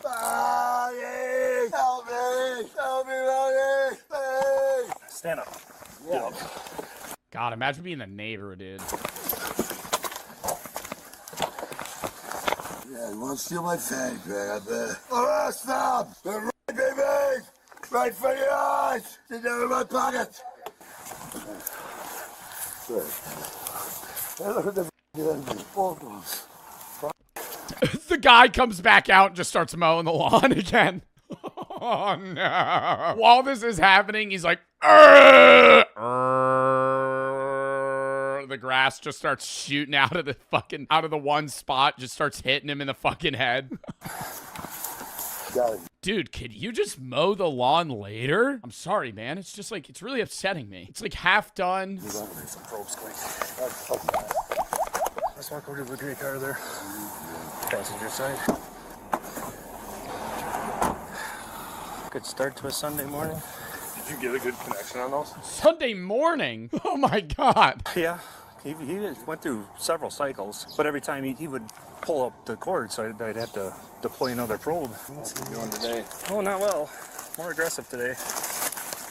They tried to, after he told them he had to... Oh, so they know this guy. Like, they've dealt with this guy multiple times. Even that he's going to get arrested if he didn't, and tried to get back into the house, and then became resistive and wrapped both arms around that frickin' post of the deck there. They couldn't free him, so several cycles with the taser and spray, and he still fought until we forced him. You know, he didn't really... He'd get through a cycle, and then he would rip the cords, you know. So I'd have to deploy another probe into him to get a connection, and then it'd go through another cycle, and he'd do the same thing. I'm going to take him down to Gunnarson's for med clearance, and hopefully he'll... Oh, it's aggravating me so much that he can't get the wires in the fucking Ziploc bag. Oh my God, that's upsetting me so much. I'd be like, dude, just fucking, just zip it. Just zip it. I mean, he seems a little calmer Like, now. he literally was going like this, and it would just pop back out every time. A little bit. Just thought he's going to jail, and that he fought with us. They wanted him gone, and I think him going into the house is just going to give us more problems, yep. Want your window down, Ed? We'll get your face rinsed off as soon as we get down to the hospital. All right, Ed, Oh my God, I forgot to get pepper spray. Let me get you cleaned up, okay? All right, take your time, sir. Go ahead. I get out. Swing your feet out. I get out, sir. Don't help me. I'm just going to help you so you don't Hey, fall. Oh, if you don't snot help me, everywhere. I can get out a lot easier. Okay. We all can. We know how to get out. Oh, that's up to my shoe on there. See, not a problem. All right. Hey, how you doing? During Oh, no. the arrest, the No, why was he so happy? officer also sustained a laceration to his arm that required medical treatment. The officer did or he did? I get up. Hold on. Okay, you got your Oh, seatbelt. forgot. Okay. I get it. Okay. Bench for you. You want me to kneel so you can take these off? Nope, you can have a seat. You sure you want to take these off? The jail staff will come and take those off. All right. As a result, Edward was charged with felony resisting an officer causing injury, misdemeanor counts of disorderly conduct, bail jumping, and he was subsequently released on a $1,000 signature bond. As of July 25th, the court determined that Edward was not competent to stand trial. He has been ordered to undergo treatment, and the case has been suspended until January. What does that mean, though? Like, he has to go get, like, psychiatric help? Like, he has to go live in a facility? Somebody said it means he's guilty. Well, the whole unfit to stand trial, a lot of the time they'll plead insanity for, like, big, like, murder cases. But for that, if it's like he's unfit to stand trial, he's not going to get charged with, like, prison sentence time. He has to go do other stuff. Yeah, somebody said mental hospital, he's being held. No, I don't think he's going to I don't think he's going to stay in jail. Lillian Land for the sub. Swig, let's just a Frank for the sub. Boggy for the thread. Joe, be for real. If you were the neighbor, are you taking a look? Dude, if I hear the rustle, yeah, I'm going to be